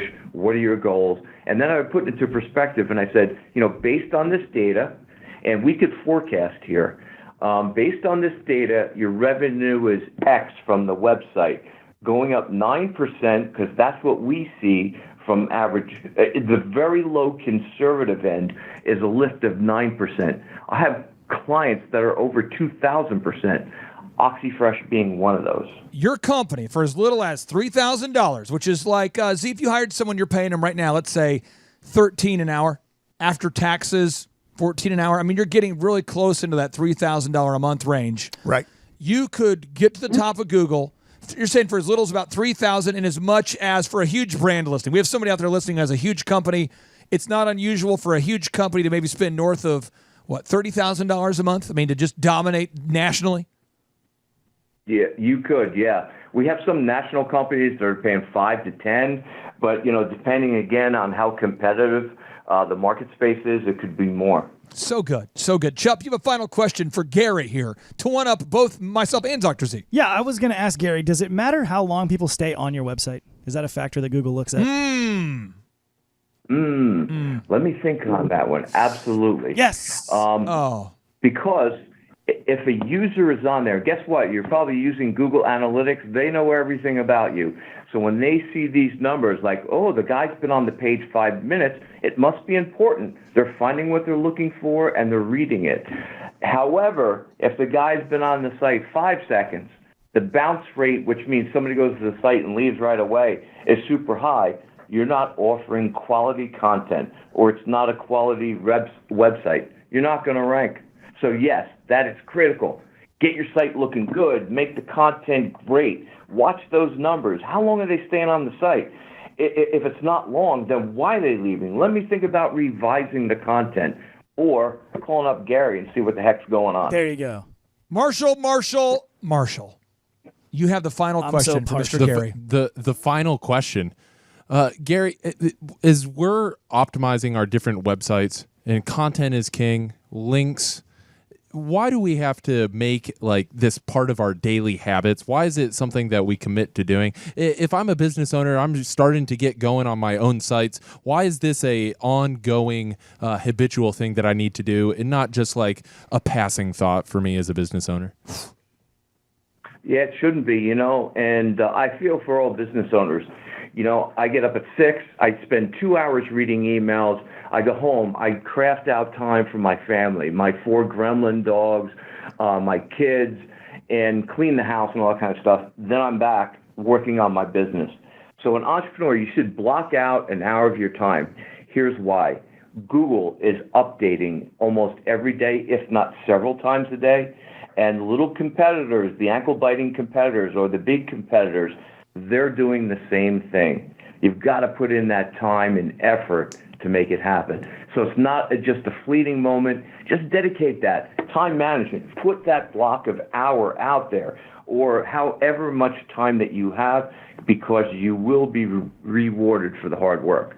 Gary, I appreciate you for being on the show for more than you possibly know. I know you're the CEO of SEO Inc., and you guys are working with big-time brands all over the world, including SC Johnson, Sandals Resort, obviously 20th Century Fox, OxyFresh Carpet Cleaning, Wedding Wire, huge companies. And it means the world to me that you would take time out of your schedule to be here on the show. And we'd like to end the show with a boom. Every show we end with a boom, which is basically, Chup, it stands for big, overwhelming, optimistic, momentum. Unstoppable. And so, Chup, are you ready to bring a boom? I'm going to yell boom. Marshall, really as I count down into the 3, 2, 1, are you ready to end with a boom? I'm ready. Dr. Z, are you ready for the boom? The big boom. I've got a boom just waiting to Boss erupt boom. out of me. Gary, are you in California right now, or where will you be bringing the boom from?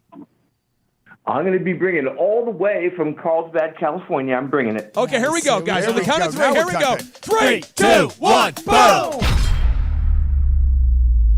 Thrive Nation, now that you know how search engines work, what are you going to do about it? This is your year to thrive. This is your year to schedule time in your actual calendar every single week. Block it off. Put it in your calendar. Block off time to optimize your website or hire somebody to help you. But you simply cannot afford to not be number one on the Google search engine results. Thrive Nation, every single day somebody reaches out to me, literally every single day somebody reaches out to me and they say, I'm in an industry that's saturated. I'm a mortgage provider. I'm an insurance provider. I'm a car salesman. I'm a dentist. I'm a doctor. I'm a lawyer. And they say, how do I stand out in this cluttered world of commerce? How can I reach my ideal and likely buyers? And on today's show, we're interviewing a longtime client that's having remarkable success very quickly. And he provides insurance to anybody watching today's show. He provides insurance to people all over across this great nation. He's a great friend of the program. Brett, welcome onto the Thrivetime Show. How are you, sir? Good, Clay. Thanks for having me. So, Brett, let's start off with the controversial stuff. First off, what's your last name? How do we properly pronounce your last name? Meal, like Happy Meal. Okay, and your website, I want to prove that you're not a hologram. The website is leisureinsurancegroup.com. Right. leisureinsurancegroup.com. For the people watching today's show, what kind of listeners can you help? What states, what kind of products, who can you help? Yeah, we're mainly focused in Oklahoma and Texas. We have some clients right now in Colorado, Arkansas, Tennessee, Missouri, but mainly Oklahoma and Texas is where we're focused right now. So how did you first hear about me? What poor choices did you make that caused you to end up in my office? I have a friend of a friend that said, "Hey, you need to meet my friend Clay," and it's been history ever since. And I think he's a friend of the show. His name's Steve Currington. Now, working with you, so many people, when they think about business growth, they think, oh, we're going to have walk on hot coals, take hours and hours talking about our vision. And really, that's not what I do at all. My goal is to help you grow your business so you and your wife can pursue the vision that you believe God's given you and your wife. I try to keep our meetings to the point, pragmatic, so I'm not wasting your time. Can you talk about the non-length of our meetings? Because I think a lot of times people think when they hire a business coach who's helping them grow, they're going to be stuck in massive long meetings. Talk about kind of the overall flow or the focus of our meetings. Yeah, I mean, it really depends on, how the week before went, which is great because it's all about accountability. So if I've hit all my markers for the week or metrics for the week, sometimes that meeting's a 10 to 15 minute, hey, good job, keep doing it, you're doing great. Sometimes we got to dive a little deeper, and sometimes those meetings go 30 minutes, but the most it's ever taken is 45, I think. And we were kind of dealing with some website issues. So, average time is 20 to 30 and really productive and highly accountable. Now, your growth has been outstanding. I don't want to exaggerate the result. I just was looking at the tracking sheet today, and I don't want to give a wrong number or wrong percentage, but I mean, have you grown double the size you were before you met us? Have you grown 10 times, 1 time, 33 times? How much larger are you now than when you first started with us? Well, the prior company I was with before was a captive group, and in my first 6 months in the brokerage and working with you, I had already sold more in the 6 months than I did in my 2.5 to 3 years with the other company. And just to be clear, when you say captive company, what that means is you're selling insurance for one particular brand. And so you're pitching a specific brand. And now you're free. If people go to Leisure Insurance, if they go to your website right now, if anybody goes to your website, that's leisureinsurancegroup.com, you can now sell a variety of products. Am I getting that correct, sir? Yeah, absolutely. So we have a contract with, several different AM best rated carriers that we find the best rate with the best coverage on the market. And when you with a captive agent, they have one carrier and that they can shop with. And sometimes that's good. Sometimes it's not so good because you can't control rate. Now you're saying more product now in a month than maybe you used to sell in a year. Am I getting that right? Yeah. So actually last month was July. And ever since I've been in this industry 4 to 5 years now, we've always known July is to be our worst and lowest month we've ever had. And that's the mindset everyone has. And since working with you, my mindset obviously has changed a lot about what's possible, what we can do. And July, which was last month, was the largest month I've ever had on record by triple. So I tripled last July's production. And it was just a real testament to just stay with the process, keep going. And I just had the biggest month in what is traditionally our lowest month. Now, this is big. Whenever you take the sun, for anybody out there who wants to talk about the sun and magnifying glasses, and someone says, I like this. Are we going to talk about burning ants? What you do is you take the sun's rays and you harness them via the magnifying glass, and you focus that magnifying glass on a given area. And if you do it, you can cause something to burn. You can cause a fire. Now, if you don't focus on core tasks until success, you will never create enough heat or enough energy to actually start a fire. And I believe that's a big part of growing a business. And so every single week, and again, there's 14 steps to growing a business. I'm just focusing on one of them during today's testimonial video or success story video. Every week I talk about VISM, video reviews, images, search engine content, more reviews. That represents the entire marketing plan. Video reviews, images, search engine content, more reviews. Can you talk about just the maddening nature of having somebody that literally obsesses on the same thing every week? I mean, I know it produces fruit, but also knowing that it's a simple plan that actually works. Yeah, I mean, just today, I think we spent about 5 minutes of our meeting talking about VISM, and today's main thing was Google reviews. Get more Google reviews. Get more Google reviews. And I'm a believer because there's proof in the pudding. And so whenever you say it, I just know, hey, you're applying pressure to this because we're onto something and we're on a heater and we need to keep going. And so I just trust the process and get more Google reviews. I think we got 10 today. So. Now, your business, again, I just want to be very clear because you're saying you're now selling 3 times more this July than you sold last July. Am I getting that right, sir? Yeah. Yeah, and you're selling more in what, a month than you used to sell in a half a year, or what's a better way to articulate that? I'm just trying to, because again, people listen to this show, they're listening because they want to have real results. How would you best describe the results you've had? Gosh, I mean, what I used to do with our old company in 1 month, I do in a week on average. So you're now closing 4 times more deals than you used to close. Absolutely. That's incredible. Okay, so now this is the system. I'm giving people the system. Someone says, what's the secret system? A lot of these ridiculous business coaching programs, they have this system where you pay $1,700 this month, and the next month we'll teach you the secret. We just charge a flat rate of $1,700 per month. Someone says, what? $1,700. That's a 20% margin. Thus, I make $340 a month per client. It's really a simple system. I've been doing this since 2005. So we talked about this system. I'm going to go through these 14 points. Box number 1, with every client, we sit down, we figure out your revenue goals. What are your yearly goals? What are your weekly goals? We do that. Okay. Second, what's your break-even number? Can you talk about the importance of knowing your numbers now? I mean, really knowing how much you have to sell just to break even? Absolutely. I mean, you got to have a target to hit. You can't just go in and hope and wish and dial without having a target. And so you've been really good about saying, okay, I remember that first meeting because it was like, here's what I think we should do or could do. And we've exceeded that. And we've, over the last year, really just incrementally added more numbers. We've upped the numbers. Okay, cool. You got 20 this week. How about 50? Okay, you made X amount of calls. How about 50 more this week? And so we just consistently up those numbers.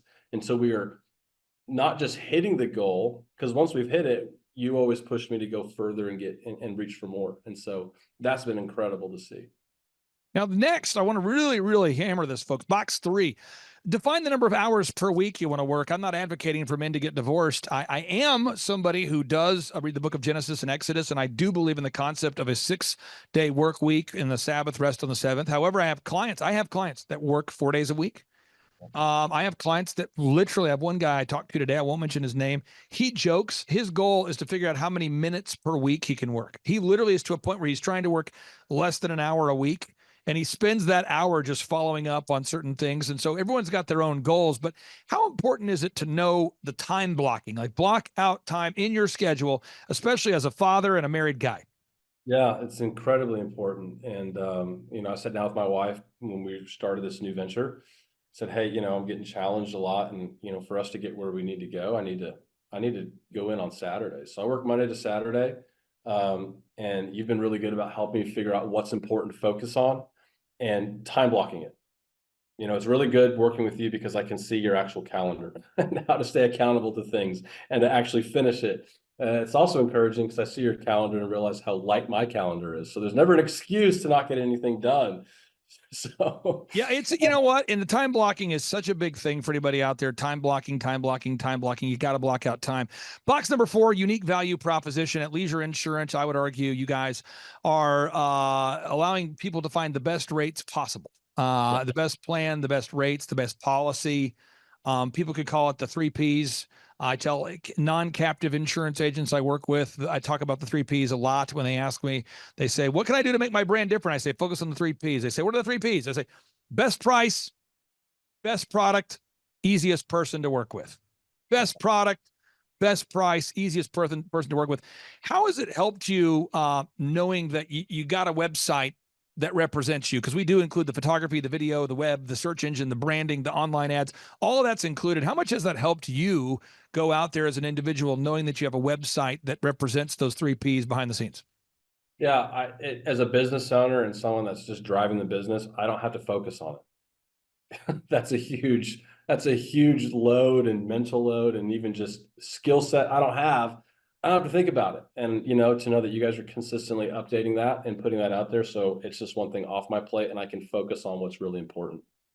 Now we're moving through these boxes again, folks. I've written a book. You can download it for free. I've written 30 plus books, but you can download this book for free. It's called A Millionaire's Guide. You can download it for free at thrivetimeshow.com/millionaire. You can download the book for free, thrivetimeshow.com/millionaire. Box number 5, branding. People do judge you based upon the first impression, website, print piece, logo, branding. Box number 6, we talked about it. That's the marketing strategy for you, in particular, VISM. You've got to have a 3-legged marketing stool, a sturdy stool of at least 3 ways that you market in a sustainable way. I do not ask you to do things on a weekly basis that are not scalable. I focus on repetitive systems that work.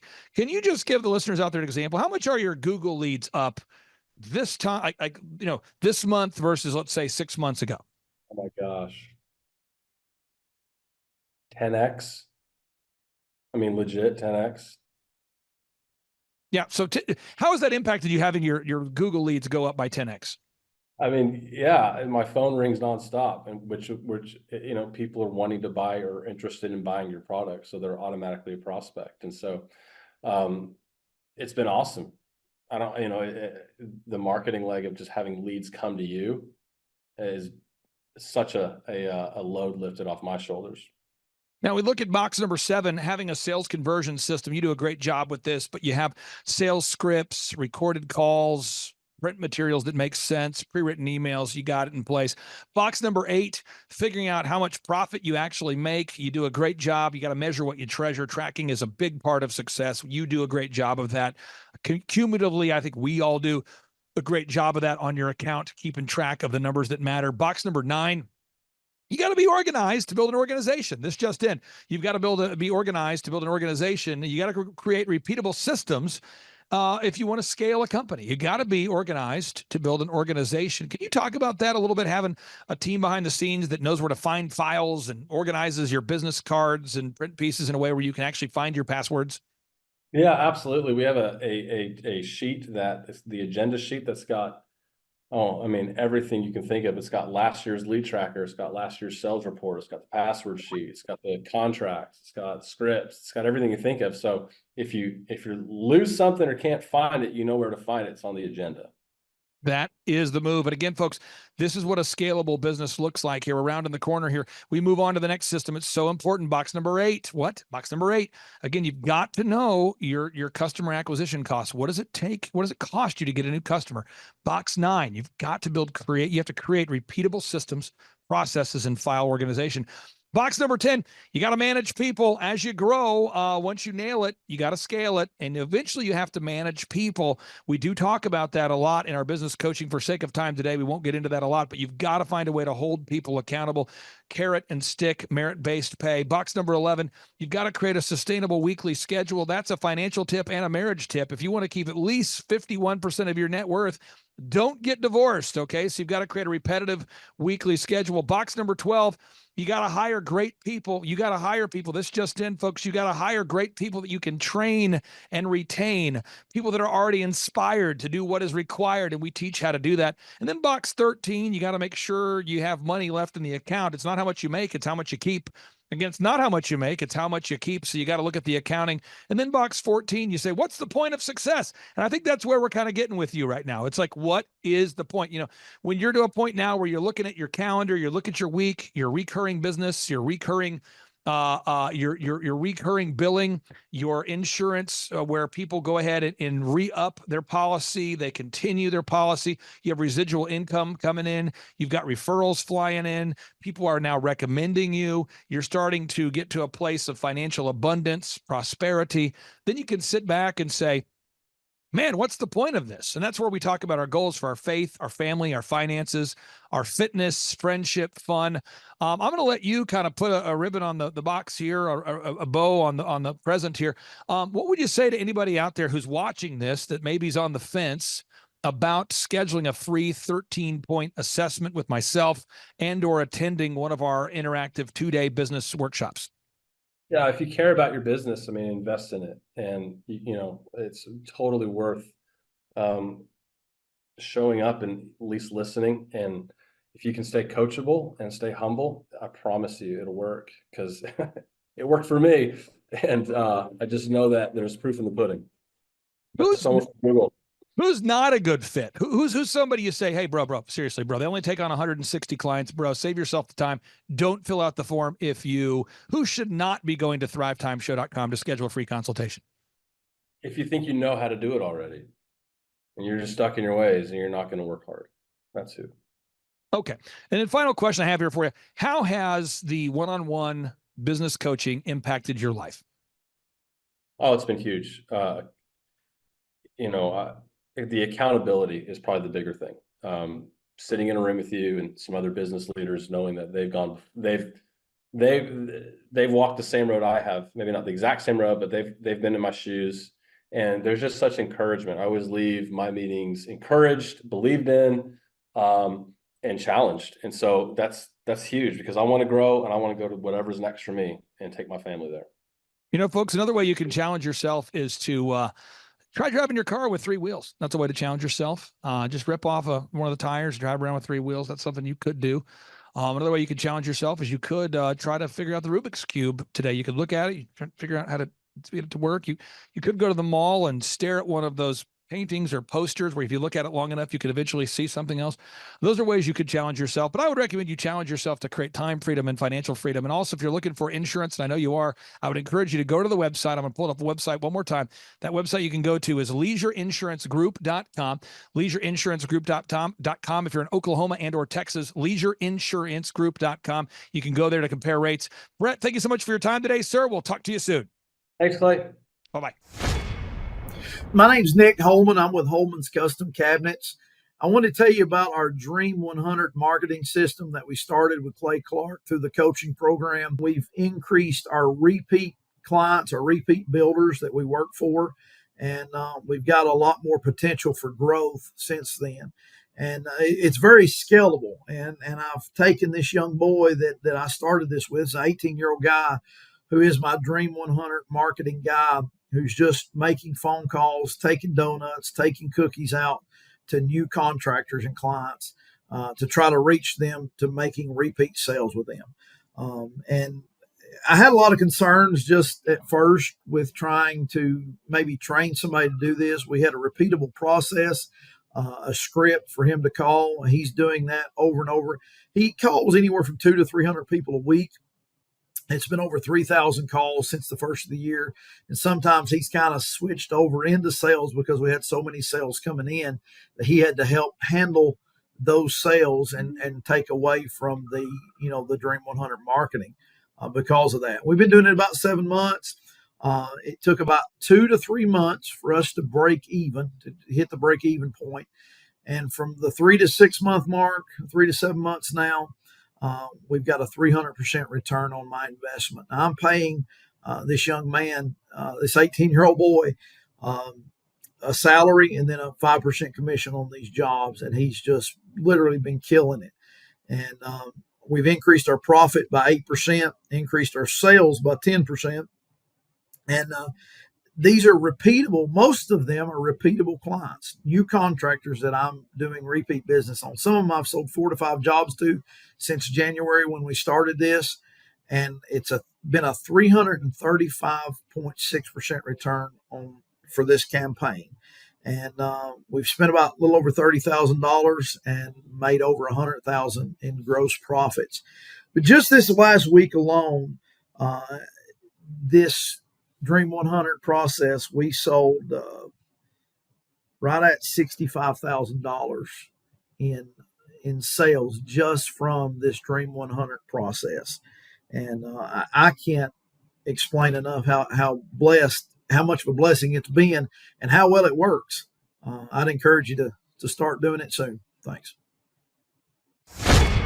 All right, Thrive Nation. I know that a lot of you watching this show on a consistent basis or listening to the show have a business or have aspirations to grow a business. And if you're not careful, your business can own you rather than you owning your business. You might find yourself at a place and space where you work all the time and you have no time freedom, although you earn financial freedom. And I know for anybody out there that's never owned a business before, the idea of achieving financial freedom itself may be very exciting. But if you achieve financial freedom and you don't have any time to enjoy that, the question is, what was the point? And so on today's show, we're going to be joined here with an actual thriver, an actual longtime client who's been able to achieve a time freedom to build a sustainable schedule that he loves. And here to share the story is Nick Holman. Nick, welcome on to the Thrivetime Show. How are you, sir? Thank you for having us. Hey, Nick, what's your website for anybody out there who wants to verify you're not a hologram? HolmansCabinets.com, HOLMAN. Okay, HolmansCabinets.com? Yes, sir. And where are you based there, sir? We're in Sparta, Tennessee. We cover the Middle Tennessee area. And how long have you been in that area? We've been here nearly 40 years. My dad started the company when I was just a little kid. Awesome. And so you did your dad kind of mentor you in the ways of cabinetry? He did. I grew up from a little kid doing the business. I didn't plan on doing it, didn't want to, but it ended up that way, and I really enjoy it. The Lord's really blessed me. Now, how did you initially hear about us and what we do in terms of growing businesses? I was listening to a podcast called Entrepreneur on Fire, and cool. Heard you interviewed on there, and just sought you out. Well, you know, one thing that we've had a pleasure of working with you on and so we've enjoyed is we here at the Thrivetime Show, we call them diligent doers is who we work with. People that frankly are hardworking and all they want to know is, what do I need to do? The best way I would describe it, or kind of analogous way, would be if you're going to the grocery store, we've all been to the grocery store where there's somebody at the store who has no intention of buying anything. We've all been to the mall where we've seen somebody who doesn't want to buy anything. They're just hanging out. And there's a lot of people that kind of view entrepreneurship like that. They're entrepreneurs. And there's other people that actually are entrepreneurs. They actually implement. We call those diligent doers. And Sean's had the pleasure of working with you. Oh, yeah. And Sean, so tell listeners out there, what kind of big improvements have you and Nick worked together to implement within the company HolmansCabinets.com? Yeah. So I've actually had the pleasure of working with Nick for several months here, but he has worked with several different consultants in our program. Yeah. So by the time I got to him, I'm just going, hey man, what is your biggest limiting factor? And at the time he's saying, I'm pretty close to this ideal schedule, but there's about 15 hours on my schedule of stuff that I don't feel like I can delegate, but I'm kind of stuck there. So it's been probably 3 months or so, Nick, that we've been working at trying to get those hours off your schedule. It was more of a high level task that we systemized week by week, working on training employees and refining the system itself. And that's now resulted in Nick having that time back to use for other things. Now, Nick, before we worked with you, how would you describe where the business was at? I was all over the place, very, very busy. I worked about 80 to 90 hours a week, never home, running, doing jobs, working late at night at home with my laptop, drawing cabinet jobs, quoting cabinet jobs, and just really had no free time whatsoever.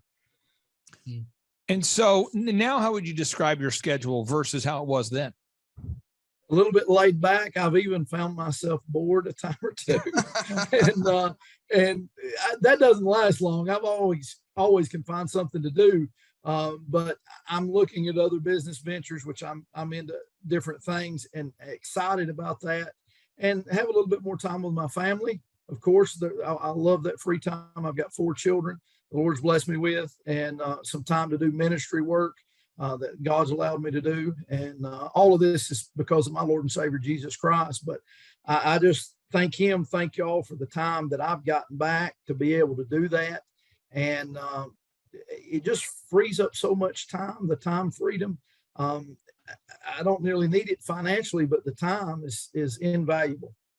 So if you could describe for anybody out there that's listening, what was the process like that we've kind of guided you through? What are some of the improvements that you've made in the business?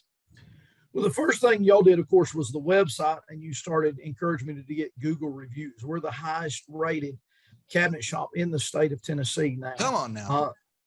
And it's just been a blessing to see people call and they say, well, I said, how do you find us?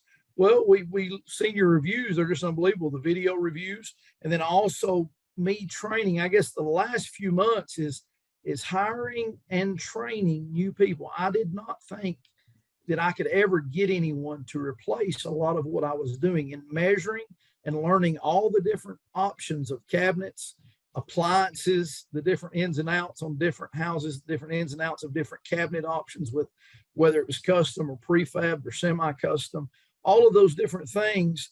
I didn't think I could train anyone, and it's been possible to do that. And now I've got 2 guys that are doing that. It's just really relieved a lot of my time. The hiring, the group interviews, doing that has really been helpful. Delegating and being able to train and writing down a process of how they can go through and learn what I'm doing. And it answers a lot of their questions before they ever have to ask me, with what we've written down, I can't think of the term of it right now, the schedule and how they're to do that. It's just made it so much easier. So let's talk about the branding for a second. When we first started working with you, did you already have a website in place, or did our team have to help you with that? Or we did have a website. We redesigned it and made it much more Google canonical, where Google could read it better. And of course, the reviews and all of that, and y'all are writing on the back of it all the time. And it's been a lot more profitable when people look up our website all over Nashville now, even in that we're almost 2 hours away. Yeah. People call us all the time from Nashville, Brentwood, Franklin, and then even in our areas, it's constant because of our website. And before we started working with you, how many web leads would you get maybe in a given month versus how many are you getting now? I'll look up off the top of my head. I don't know, but I know that I don't know. We're getting on average 8 to 10 a week now. I probably got 1 to 2 a week before. So maybe 4 or 5 times more leads. Yeah. Yes, it's become, I was looking at the tracking sheet before we hopped on here, and it's actually this year, 34% of all of your leads have come from that. So that's a significant amount. Yeah. Now, what we try to do on the Thrivetime show is for anybody out there that goes to thrivetimeshow.com and you click on the testimonials button, no exaggeration. I'm just going to show this here. We have over 2,000 client success stories on video. So if you go back and watch some of these people, you'll go, wow, that was 10 years ago. Wow, that was 5 years ago. Wow, that was 6 years ago. And the reason why we do that is A, it inspires confidence in potential buyers. Somebody watching this show today might go, well, you know what? This seems credible. The second is we want to build the faith of an entrepreneur, not in a religious sense, in a biblical sense, but the faith that they can do it. How has that aspect, the coaching or the mentorship, helped, having somebody that is showing you, hey, this is a proven path. We've done it before. We're going to do it again. We've been coaching clients since before search engine optimization was a big thing. Now we're doing it now that search engine is a big thing. We did it before social media was a big thing. Now that it is a big thing, we're still doing it. How does it help? How has it helped you knowing that you're following a proven path and not moving just off of guesswork? It's been tremendous. Just having a plan. I can follow a plan if that plan's laid out. And you could see that. I could see that with other people. You had another cabinet shop that was doing the same thing, I think, in North or South Carolina you were working with. I seen that, and I thought, I can do this. And then having that same plan from learning from y'all, taking the same thing and being able to teach my guys in much the same way. And they're picking up on it and learning it. And it's teaching one that's teaching another. And it's passing that along. It's been tremendous. Now we've worked on the online reputation, online reputation enhancement, gathering Google reviews, video reviews on your site. One thing that's been nice, and I've heard about this through the coaches, is you guys do a good job. And it turns out that matters. And I hate to say this, but I've worked with a lot of restaurants in the past where when we start, we go in through I have a proven process I take people through. So if somebody schedules a 13-point assessment with me, I hop on the phone call with them, just like I did with you there, Nick. And I try to go over, okay, I want to ask them, what kind of revenue did you do last year? What kind of revenue did you do the year before? How would you rate your website on a scale of 1 to 10, with 10 being the best? How would you rate your branding? How would you rate your accounting? We go through all these systems, and I've worked with a lot of restaurants who've said, the one thing though is our food's terrible. And, so when people show up, they typically leave mad or upset. And you guys have always done a great job. And we would call that the quality control loop. And so when we go to your website here, you guys have gathered testimonials. How has having video testimonials from actual clients impacted you? When people call all the time, they say your testimonials are unbelievable. And that helps set us apart from all the other shops that don't have that.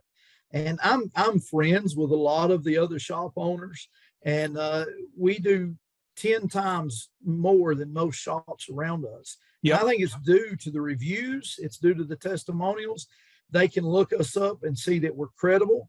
Some of my workers came on board because of the reviews, and they saw the credibility that we had among other people. And they wanted to be a part of the team because of the great work and the satisfied clients that we have. Now, if we go to the bottom of your website, we do ongoing search engine optimization for you, which is kind of a big task that if we do it right, no one knows we're doing it. It's kind of like pulling the weeds in a garden. I see so many inspired patriots. They say, Clay, I planted a garden. I was so inspired by your wife. Woo! And then I'll see them, a couple months later, and I'll say, how's the garden? They go, don't talk about it. Didn't weed it. Didn't feed it. It's dead. Going with the rock garden, baby. A rock garden. So there's an ongoing pruning that we have to run the online ads for you, manage that. We have to get the search engine going, optimization. Then we have to track what we're doing on a weekly basis and track what we're doing. How has tracking implemented you, just knowing that all these things are happening behind the scenes? Well, you can continually see where you're at and what you need to improve on. And what you're doing well at, and see how it's growing. It's just, I love the numbers. I love to see the numbers and see how you can track that, and it just continues to increase. Or say, hey, I need to work here on this area because we're having some problems in this area, and that helps you to see that and what you need to work on. And that's what Sean's really helped me to do each week, and he points those things out to me. And but it's easy to fix once you know what the issue is. But if you don't know it, you don't know what to do. You don't know what to work on. Now, one thing that blew my mind years ago is I had a chance to interview the NBA Hall of Famer and fellow Christian David Robinson. And David Robinson was jacked. And if you're watching this show and you don't know what I'm talking about, I'm gonna pull up this video here, pull up this photo. He was so jacked. He was so physically fit. And do you remember this? If you Google David Robinson jacked. David Robinson just jacked. I mean, this guy he was huge. And I remember talking to Dave off camera and then some on camera. I'm like, Dave, how did you know, that it was time to retire? Like, how did you know? I mean, it was time to go. When did you know it was time to go ahead and retire? And he said, Clay, I was hitting the weights every day at the peak of my career. I mean, every day. He's like, I'm in the gym, never cheating on my diet, following my diet, always hitting the weights, just those guns. It's the consistency. And it wasn't that he had this super complicated workout program. It's the consistency. And the Bible speaks to this a lot. It's called Proverbs 10:4. For anybody out there that hasn't read the Bible in a while, Proverbs 10:4 says, he who has a slack hand becometh poor, but the hand of the diligent maketh rich. And that's the one thing that I have found over the years that I cannot really train. I can show people, but today I woke up at 3, came into the office about 5:30 today after organizing my day, hopped into our staff meeting at 6, and it's every single day. Can you talk a little bit about the diligence of maybe having a coach, if that has helped you, or as far as, or maybe your dad taught that to you, or just a consistency of putting in the work every day? Yeah, my dad did teach it to me. I wasn't raised in church or anything like that. And literally, my dad worked 7 days a week. We had a cattle farm with about, at one time, 500 head of cattle, the cabinet shop. and we had a tree nursery. So literally Dad worked us 7 days a week. And so I grew up with that diligence and just have brought that into my work life, and I enjoy work. Work is fun. I'm very hyper and energetic, and I'm always doing something. My mind never shuts down, so it's hard to sleep sometimes. And so just being a diligent doer, which is a biblical principle I've carried over into my work life, and even in other businesses, the Lord's truly blessed because of that. But sometimes, that can go the wrong direction too much if you're if you're too busy in the areas you don't need to be in. But all of this helps to organize that and to free up some time where you're not too involved in that. And I've been told all my life, you don't have to spend so much time in work, and you can balance that out. Well, this has helped me balance that out, because there was no way I could have kept going the way I was and it ever worked out. It's freed up so much of my time, and allowed me to have really a more balanced life, to be more biblical in my life as a husband and as a father, as a Christian, as a church member. It's helped me to balance my life in every area. So it could be safe to say you're getting, 5 times more leads and working 5 times less. Yes, sir. I mean, that's pretty powerful. That's a pretty powerful success story. Now, have you guys started documenting all the checklists and systems on the back end of the website yet? Is that something you guys have tackled yet? No, but that's something that's coming right up here. Just getting them all organized on the website for the employees to be able to access those systems. Well, I would just say this, just housekeeping note. When we hop off here, maybe you guys can hop on a call real quick. Okay. I'd love to book a 13-point assessment with you just to touch base on a few things. Because what's happening is a lot of our clients, I'll just give the listeners an example. This would be a Tip Top Canine, and they are a franchise, and they're a client that I've helped to franchise. And I think they have 16 locations open maybe now. I'm probably getting that wrong. Maybe it's 17 now. But they're all over the country. They've got different locations on the Tip Tops.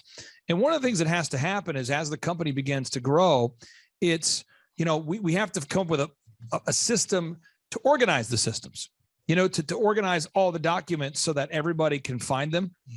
And there's so many core documents they've made over the years. And it's like, we've got to be able to find those quickly. If someone's looking for the system for how to train a German Shepherd, or how to write up an employee, or how to find the core values document, or how to find the goal sheets, or how to find the insurance processes, or the intake checklist, or the boot camp checklist, or the closing progression, or the sales manual. We have all those documents organized in one place, and that really does help. And so we get off, I'd love to book a time. Yeah. So you and I can hop on a call, and we'll talk about kind of phase 2.0 as we take you from time freedom to maybe opening up multiple locations or scaling or whatever it is that you want to do. But thank you for carving out time for us today. And for anybody out there that's listening who's contemplating scheduling a free consultation by going to thrivetimeshow.com/EOFire. That's thrivetimeshow.com/EOFire, or thinking about coming to one of our in-person business workshops. What would you say to them? I would encourage you to do so immediately. It would free up your time and give you more freedom. And I'd encourage them to contact Clay Clark, Sean, Thrivetime Show, and come to one of those business meetings. And I will say this too, housekeeping note, a final note here. Our consulting at $1,700 a month. So everybody out there listening say, what do you guys charge? It's $1,700 a month, 1,700 per month. It's all month to month. And we have business conferences, and we have VIP tickets and general admission tickets, and we make it affordable for everybody. And we have scholarship tickets so everybody can afford to go. Thank you so much for carving out time here. I really do appreciate you. Thank you. And we'll talk to you soon. Take care, brother. Yes, sir. Thanks. Great job.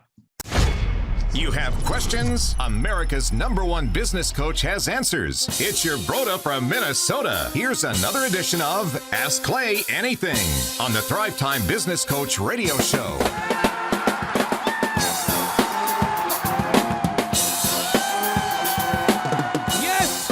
Yes, and yes, Dr. Z, we have a hot question in here from the Thrive Nation. A hot question. Andrew, this is a hot question. It's hot. Andrew, you know how hot this question is?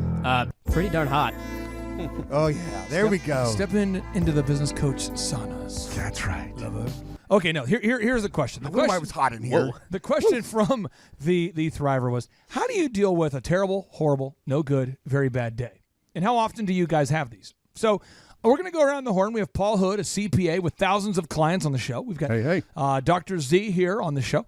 We've got myself. So let's go around the horn. Let's go around the horn and let's talk about it. So Z, how often do you have the things, the variables, the bad things happen to you that some would consider to be, you're a positive guy, so you don't let it get you down. But how often do things happen to you where it would be easy to say, wow, that was a terrible, horrible, no good, very bad day? Short of resetting my watermark, as I call it, there was a period of my life that I had a series of very unfortunate things happen to me and my family and my business, and that was pretty much my high watermark of stress and bad day. So once you kind of reset that watermark pretty high, it was a pretty high one for me that time. Everything else you put in perspective and go, well, compared to that day, it's not so bad. Could be worse. Could be worse. Oh, could be worse, don't you know? Could be worse. In Minnesota, by the way, if you ask anyone how they're doing, you have about a 40% chance that they will respond with, "Oh, it could be worse." Could be worse. No matter what, no matter what's going on, that's about the peak of the optimism. Yeah, exactly. Yeah, it could be worse. But what I do is this: a lot of times, depending upon what category it's in and how to process it, it can be pretty daunting. It can be pretty debilitating, and if you don't get on top of it with your brain pretty quickly, it can kind of really shut you down for a little while. But when you have a really, really bad day, one thing that I like to do is I like to think about all the positives in my life. I like to pray also and be thankful for all the positive things in my life. I'll just go through a checklist of all the home runs, all the games won, all those positive memories in your life. You go back home and look at that make some big apple fat pie. head of you, the full-size photo of you, and go, well done. That's the only head I know that's bigger than yours, by the way. It's a big head. The big head thing. I don't think it's that big. What? I mean, my head, do I wear a size 14 hat size? Is that what it is? 14 and 3/4? I thought it was 18 and a half. 18 and a half. Okay, nice. Well, you were like, your hat's loose. You're right. But I think what the key is that you have to understand that if you're in control of your joy, and this is a word for everybody listening out there, if you're in control of your joy, then nothing can take it away from you. Nothing can take away your happiness. If you're waiting for something to make you happy, you're doing the wrong thing. And if you let something make you unhappy, you're doing the wrong thing.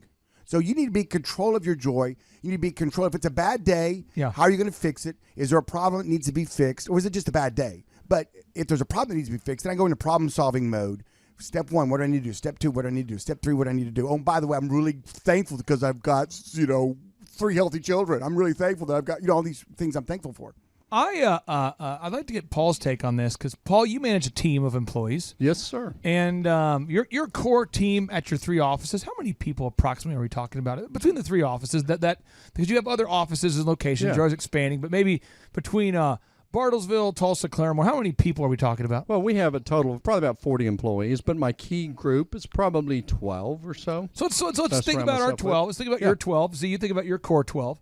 I'll think about my core 12 for a second. It seems as though there's always something going on in the lives of one of those 12 people, right? Because there's 12 people. There's so many people. There's always something. Now Z, with the team of like 50, there's usually 2 or 3 bad things happening every day between those 50. Unfortunately, and with thousands of customers, there seems to be usually, if you have 1,000 customers that you provide service for a month, if you're awesome, you have like a 1 or 3% complaint rate. So think about that. Elephant in the room, Paul. We have 4,000 members, and Z, if we make a mistake with somebody's hair, even only 2% of the time, that's 80 bona fide complaints a month. Sure. So we had a guy shadow me from Minnesota, and I remember him saying this. He goes, "How many complaints do you get a day?" Did he say it could have been worse? Well, this is really funny. He goes, "How many do you get a day?" And I said, "Like 3." He goes, 3? I said, "Yeah. I mean, they only get to me if they're like next level." But he goes, "Just for that business?" And I said, yeah. He's like, so you get like, how many complaints, a month? I said, do the math. Dozens. I mean, you know what I mean? And you start, but he goes, I don't think I could handle that. And it was very good for him to like know that he emotionally could. And I said, why not? He goes, it bothers me. Like if I get a bad review, it'll bother me for like a month. Which is unfortunate. So I want to ask you this, Paul, with your clients, you do your best to serve your clients. I know you want to do your best. But if, for whatever reason, like our haircut business, we make a mistake 2% of the time, or if there's a misunderstanding or whatever, how do you process that when a customer's frustrated? How do you emotionally and mentally process it when your business occasionally misses the mark like my business does, and I think any business does. Well, Clay, just like anything, you have to separate real issues with fake issues. You have a family member die. That's something that there's not a lot of positive that comes out of that. But most business issues or complaints or bad things, really what I try to do is embrace that and accept that and appreciate that as a learning experience. Because if you've got an issue, it's kind of like, let's say you're driving down the road and you have your family in the car, and the car starts sputtering and everything, and you can get really upset. But the reality is maybe that sputtering helps save you from having a wreck. And so the way I look at things is I try to find the positive in it, and I try not to get real upset and just try to say, well, this is something that's strengthening of my team. It's a learning opportunity. It's an opportunity to fix something. I'm a registered investment advisor and a personal financial specialist, and I get audited every year by, a government entity or whatever. And I embrace that, because if I'm not doing something to the best of our abilities or missing something, I want to know. I don't think and so if I've got a client that complains, and honestly, and I don't say this to be mean, 2/3 of the complaints are really not valid. But it doesn't really matter, because marketing to me is top of mind. It's how that person feels when they walk out of my office and what they're going to say to other people. And so the old adage, the customer is always right, is kind of right. But I embrace it. I approach it head on. I personally make the phone call. And what can I do to solve this, to make you feel better, to make you happy? And it doesn't really matter whether it's a valid complaint or not. It's a complaint. And so, I was taught a long time ago, do I want to be right or do I want to be rich? So I'd rather be rich than argue with a client all the time. I just wanted to make them happy. I have found for me, and I want to get your take on this. I've got a few notable quotables I want to read to you. Okay. From the first one will be from that controversial book known as the Bible. In the Bible, Matthew 5:10. I love that verse. Matthew 5:10 says, "Blessed are those who are persecuted because of their righteousness, for theirs is the kingdom of heaven." So, blessed are those who are persecuted for being right. All right. So here's an example. You have an employee that works for you, Z, and they're supposed to be on time, and they're not. So your job as the owner, manager, whatever, is to bring it up. You say, hey, Doug, I need you to be on time, and Doug goes, "Oh, come on, come on, man." Yeah. What? And there's this blow up, Yes. And you would some people attack you when you call them out for being right. When you hold them accountable. Oh, I know. So I think part of it is just embracing that if you're going to hold people accountable, AKA run a business, you just have to get really good with knowing that a lot of people won't be happy with you all the time, right? I mean, don't you have to get to a place where you just say, hopefully there's a reward in heaven, because I'm certainly, you know what I mean? Blessed are those who are persecuted because of their righteousness, for theirs is the kingdom of heaven. I mean, I think you have to just go, well, hopefully there's a reward up there, because, whoa. Well, I like the reward could be in the bank statement, because all of a sudden you're cracking the whip and you're making your business run better. Right. But for everybody listening out there, if you're thinking about, we know 67% of you are, according to Forbes, that is our business Bible, by the way. I'm not taking anything away from the actual Bible, but that's the business Bible. Business Bible, yeah. What happens is that if you go into this owning a business with the idea that you only get to wear the white hat, you only get to be the good cop, you're going to lose. Yeah. At times you got to put on the black hat. At times you got to be the bad cop. At times you got to call people out, and you've got to correct them. And pruning and correction is good. Yeah, Clay, don't you agree though that it's kind of like raising kids? You can be a lazy parent and let them play in the street because you don't want to upset them and correct them. The same thing applies with employees. If you hold them accountable, that's actually good for them. It's good for your business. It's good for your other employees, but it's good for them. When you're not holding them accountable, you're accepting their slackery, and therefore it's bad for them, and they're never going to achieve and reach their potential. I think about our office and just people on my team. But there's a guy on our team named Matt, and Matt always says, "How can I get better?" At least he does that to me. Yeah. He says, "How can I get better?" So I give him the same information as I might give somebody else, the same coaching, and he says, "Thank you, thank you." How can I get better? But I think a lot of bosses feel like they're being a bad guy, quote unquote. I hate to be the bad guy, but just by telling somebody, "Hey, you need to follow the script." hey, you need to show up on time. This is what I'm paying you to do. And they feel bad about holding someone accountable because they're the bad guy. You're not the bad guy. You're the right guy. You're the righteous guy. Here's another thought. Robert Greene, the best-selling author of the book called Mastery, best-selling book called Mastery, he writes, the most effective attitude to adopt is one of supreme acceptance.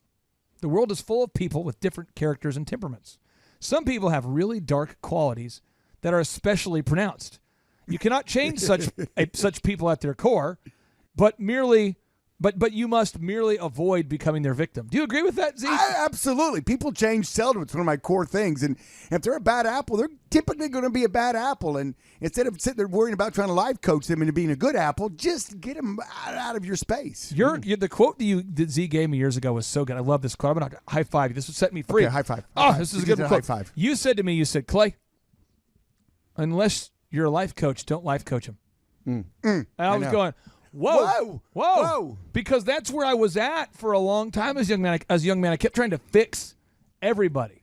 How many businesses have you coached over the years where the owner comes up to you and they've got a bad apple working for them and they refuse to fire them because they just know they can? It's maybe poor management. It's poor people skills on their part. They know that they reflect the fault back on them. I would say it's 2/3 of what prevents businesses from growing. Yeah, is it's the inability crazy. of the owner to hold people accountable, the complete refusal to hold people accountable. And as we get back into this root topic of how to deal with the terrible, horrible, no good, very bad day, I've got a couple quick tips here for you, and I'm going to give them to you. One is there was a Joel Osteen quote from the book called The Best Life Now that set me free here. Okay. It says, live your best life now. He says, do your best and forget the rest, and just give God the stress. So for me as a Christian, I go, there you go. I did my best. Okay, God, if you want me to be like going through this whole Job phase of my life right now, if this is like some teaching part of the Bible where I'm getting punished or something, let that happen. If not, whatever. But I used to, once I just realized you do your best and forget the rest, that helped me a lot. Probably because it rhymed. Well, it that's a rapper coming out in you right there. But seriously, it helped me just to know you do your best and forget the rest. And now I don't care at all. I don't care if somebody's not happy and I did my best. I just don't care. I don't care. But I used to care a lot. Don't you think a lot of that, though, comes from your core values of what's important in life? We make good money. Yeah. But it's not about the money. I grew up. I've lived in trailer parks. Nobody on either side of my family graduated high school besides my mom and I. I can be happy living in a trailer park. Not that there's anything wrong with a trailer park. The point is, it's not the money, and I have confidence in myself to rebuild. If something falls apart, I'm going to do my best, and if other people can run along with me, great. But the reality is I'm going to be happy regardless. So this is what I want you to do right now. This is what I want you to do. This is the action item for all the listeners out there. See, here we go. Okay. If somebody out there, if you're having something bad happen to you today, tomorrow, in the next 10 minutes, whatever, if something bad happens, I want you to do this thing called the 5-minute rule. This is the rule I live by. All right. I try to do. I'd say by 99% of the time I do it. Okay. Don't make any decisions ever when mad. Okay, that's good. Like That's don't good make rule a of thumb. don't make That's a decision. good. Just do not make a decision when mad. Okay. Then during those 5 minutes, think about the decision you're going to make. How will it affect you a year from now? Will it affect you? Okay. So as an example, when I went in the other day to a local fast food restaurant and they totally jacked up my order, you know why I didn't freak out, Z? Because you did the 5-minute rule. It doesn't matter. It doesn't matter. 5 years from now, it doesn't matter. I don't care.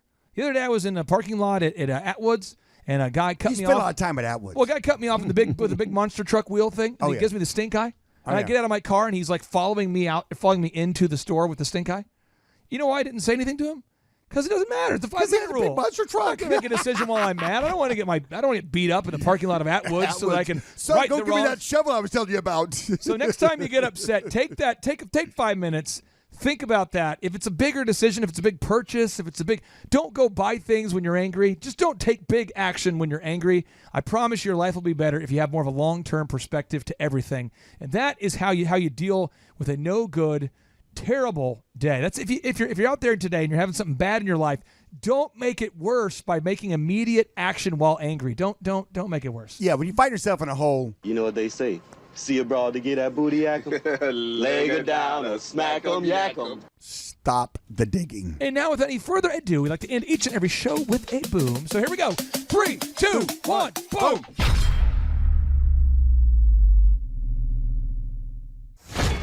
JT, do you know what time it is? 4:10. It's Tebow time in Tulsa, Jerusalem, baby. Tim Tebow is coming to Tulsa, Oklahoma during the month of Christmas, December 5th and 6th, 2024. Tim Tebow is coming to Tulsa, Oklahoma in the 2-day interactive Thrivetime Show Business Growth Workshop. Yes, folks, put it in your calendar. This December, the month of Christmas, December 5th and 6th, Tim Tebow is coming to Tulsa, Oklahoma in the Thrivetime Show 2-day interactive business growth workshop. We've been doing business conferences here since 2005. I've been hosting business conferences since 2005. What year were you born? 1995. Dude, I've been hosting business conferences since you were 10 years old. And a lot of people, have followed Tim Tebow's football career on the field and off the field. And off the field, the guy's been just as successful as he has been on the field. Now, the big question is, JT, how does he do it? Well, they're going to have to come and find out because I don't know. Well, I'm just saying, Tim Tebow is going to teach us how he organizes his day, how he organizes his life, how he's proactive with his faith, his family, his finances. He's going to walk us through his mindset that he brings into the gym, into business. It is going to be a blasty blast in Tulsa, Jerusalem. Folks, I'm telling you, if you want to learn branding, you want to learn marketing, you want to learn search engine optimization, you want to learn social media marketing, that's what we teach at the Thrivetime Show 2-day interactive workshop. If you want to learn accounting, you want to learn sales systems, you want to learn how to build a linear workflow, you want to learn how to franchise your business, that is what we teach at the 2-day interactive Thrivetime Show business workshop. Over the years, we've had the opportunity to feature Michael Levine, the PR consultant of choice for Nike, for Prince, for Michael Jackson. We've had the top PR consultant in the history of the planet has spoken at the Thrivetime Show workshops. We've had Jill Donovan, the founder of RusticCuff.com, a company that creates apparel worn by celebrities all throughout the world. Jill Donovan, the founder of RusticCuff.com, has spoken at the 2-day interactive Thrivetime Show business workshops. We have had the man who's responsible for turning around Harley Davidson, a man by the name of Ken Schmidt. He has spoken at the Thrivetime Show 2-day interactive business workshops. Folks, I'm telling you, these events are going to teach you what you need to know to start and grow a successful business. And the way we price the events, the way we do these events, is you can pay $250 for a ticket or whatever price that you can afford. What? Yes, we've designed these events to be affordable for you, and we want to see you live and in person at the 2-day interactive December 5th and 6th Thrivetime Show Business Workshop. Everything that you need to succeed will be taught at the 2-day interactive Thrivetime Show Business Workshop, December 5th and 6th in Tulsa, Oklahoma. And the way we do these events is we teach for 30 minutes, and then we open it up for a question and answer session so that wonderful people like you can have your questions answered. Yes, we teach for 30 minutes, and then we open it up for a 15-minute question and answer session. It's interactive. It's 2 days. It's in Tulsa, Oklahoma. We've been doing these events since 2005, and I'm telling you, folks, it's going to blow your mind. Yes, ladies and gentlemen, the Thrivetime Show 2-day interactive business workshop is America's highest rated and most reviewed business workshop. See the thousands of video testimonials from real people just like you who've been able to build multi-million-dollar companies. Watch those testimonials today at thrivetimeshow.com. Simply by clicking on the testimonials button right there at thrivetimeshow.com, you're going to see thousands of people just like you who've been able to go from just surviving to thriving. Whoa. Each and every day, we're going to add more and more speakers to this all-star lineup, but I encourage everybody out there today, get those tickets today. Go to thrivetimeshow.com. Again, that's thrivetimeshow.com. And some people might be saying, well, how do I do it? What do I do? How does it work? You just go to thrivetimeshow.com. Let's go there now. We're feeling the flow. We're going to thrivetimeshow.com. Again, you just go to thrivetimeshow.com. You click on the business conferences button, and you click on the request tickets button right there. The way I do our conferences is we tell people it's $250 to get a ticket. Yep. Or whatever price that you can afford. And the reason why I do that is I grew up without money. JT, you're in the process of building a super successful company. Did you start out with $1 million in the bank account? No, I did not. Nope, did not get any loans, nothing like that. Did not get an inheritance from parents or anything like that. I had to work for it, and I'm super grateful. I came to a business conference. That's actually how I met you, met Peter Taunton. I met all these people. So if you're out there today and you want to come to our workshop, again, you just got to go to thrivetimeshow.com. You might say, well, who's speaking? We already covered that. You might say, where's it going to be? It's going to be in Tulsa, Jerusalem, Oklahoma. And so it says Tulsa, Jerusalem. I'm really trying to rebrand Tulsa as Tulsa, Jerusalem, sort of like the Jerusalem of America. But if you type in Thrivetime Show and Jinx, you can get a sneak peek or a look at our office facility. This is what it looks like. This is where you're headed. It's going to be a blasty blast. You can look inside, see the facility. We're going to have hundreds of entrepreneurs here.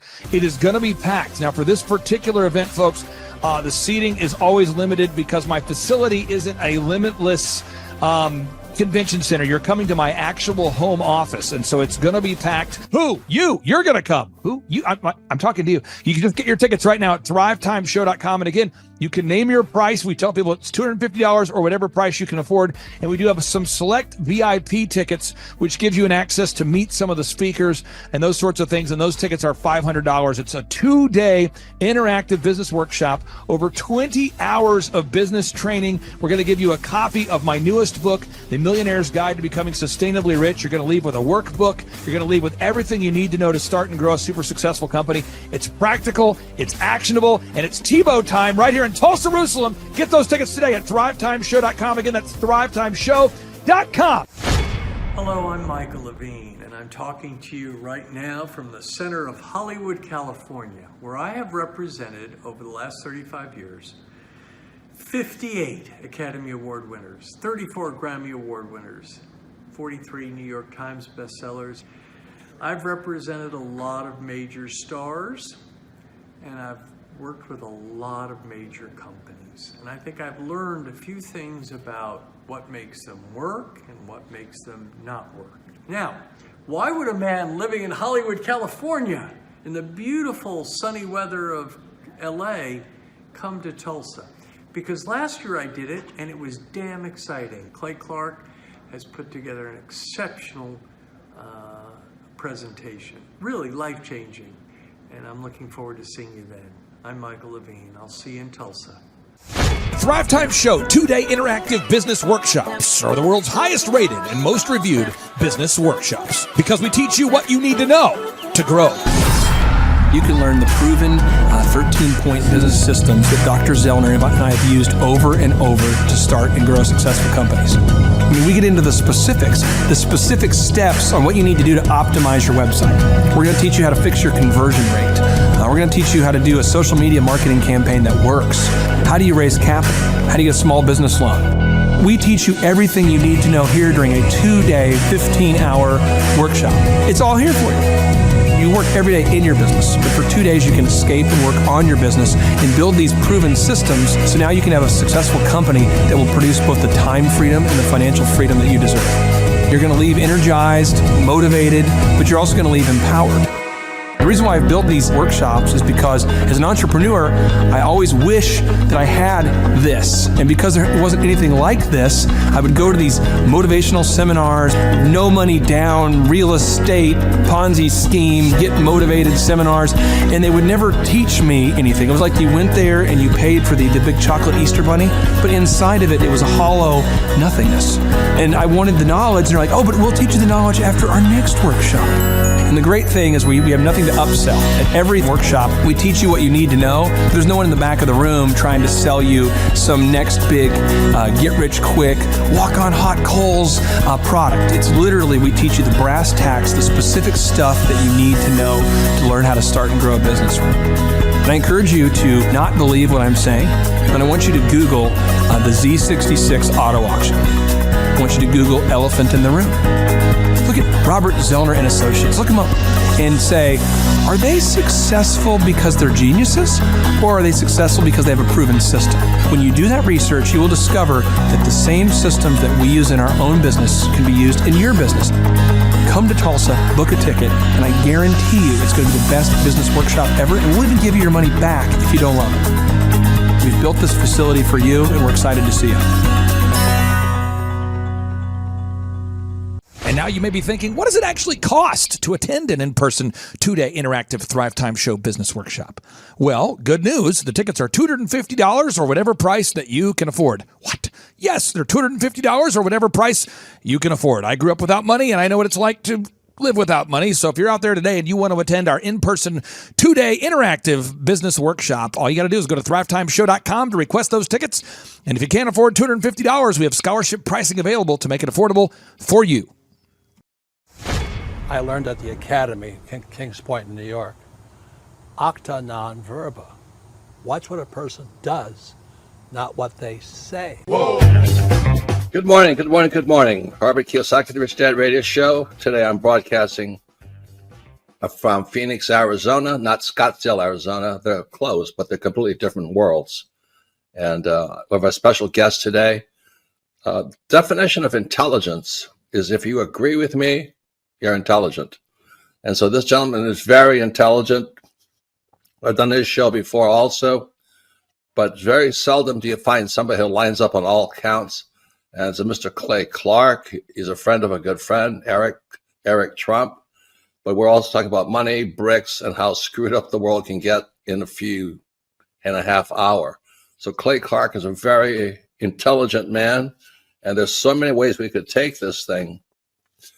But I thought, since you and Eric are close, Trump, what were you saying about what Trump can't, what Donald, who's my age, and I can say or cannot say? First of all, I have to honor you, sir. I want to show you what I did to one of your books here. There's a guy by the name of Jeremy Thorne, who was my boss at the time. I was 19 years old, working at Faith Highway. I had a job at Applebee's, Target, and DirecTV. And he said, "Have you read this book, Rich Dad, Poor Dad?" And I said, "No." And my father, may he rest in peace, he didn't know these financial principles. So I started reading all of your books and really devouring your books. And I went from being an employee to self-employed to the business owner to the investor. And I owe a lot of that to you. And I just wanted to take a moment to tell you thank you so much for allowing me to achieve success. And then I'll tell you all about Eric Trump. But I just want to tell you thank you, sir, for changing my life. But not only that, Clay, thank you, but you become an influencer. More than anything else, you've evolved into an influencer where your word has more and more power. So that's why I congratulate you on becoming.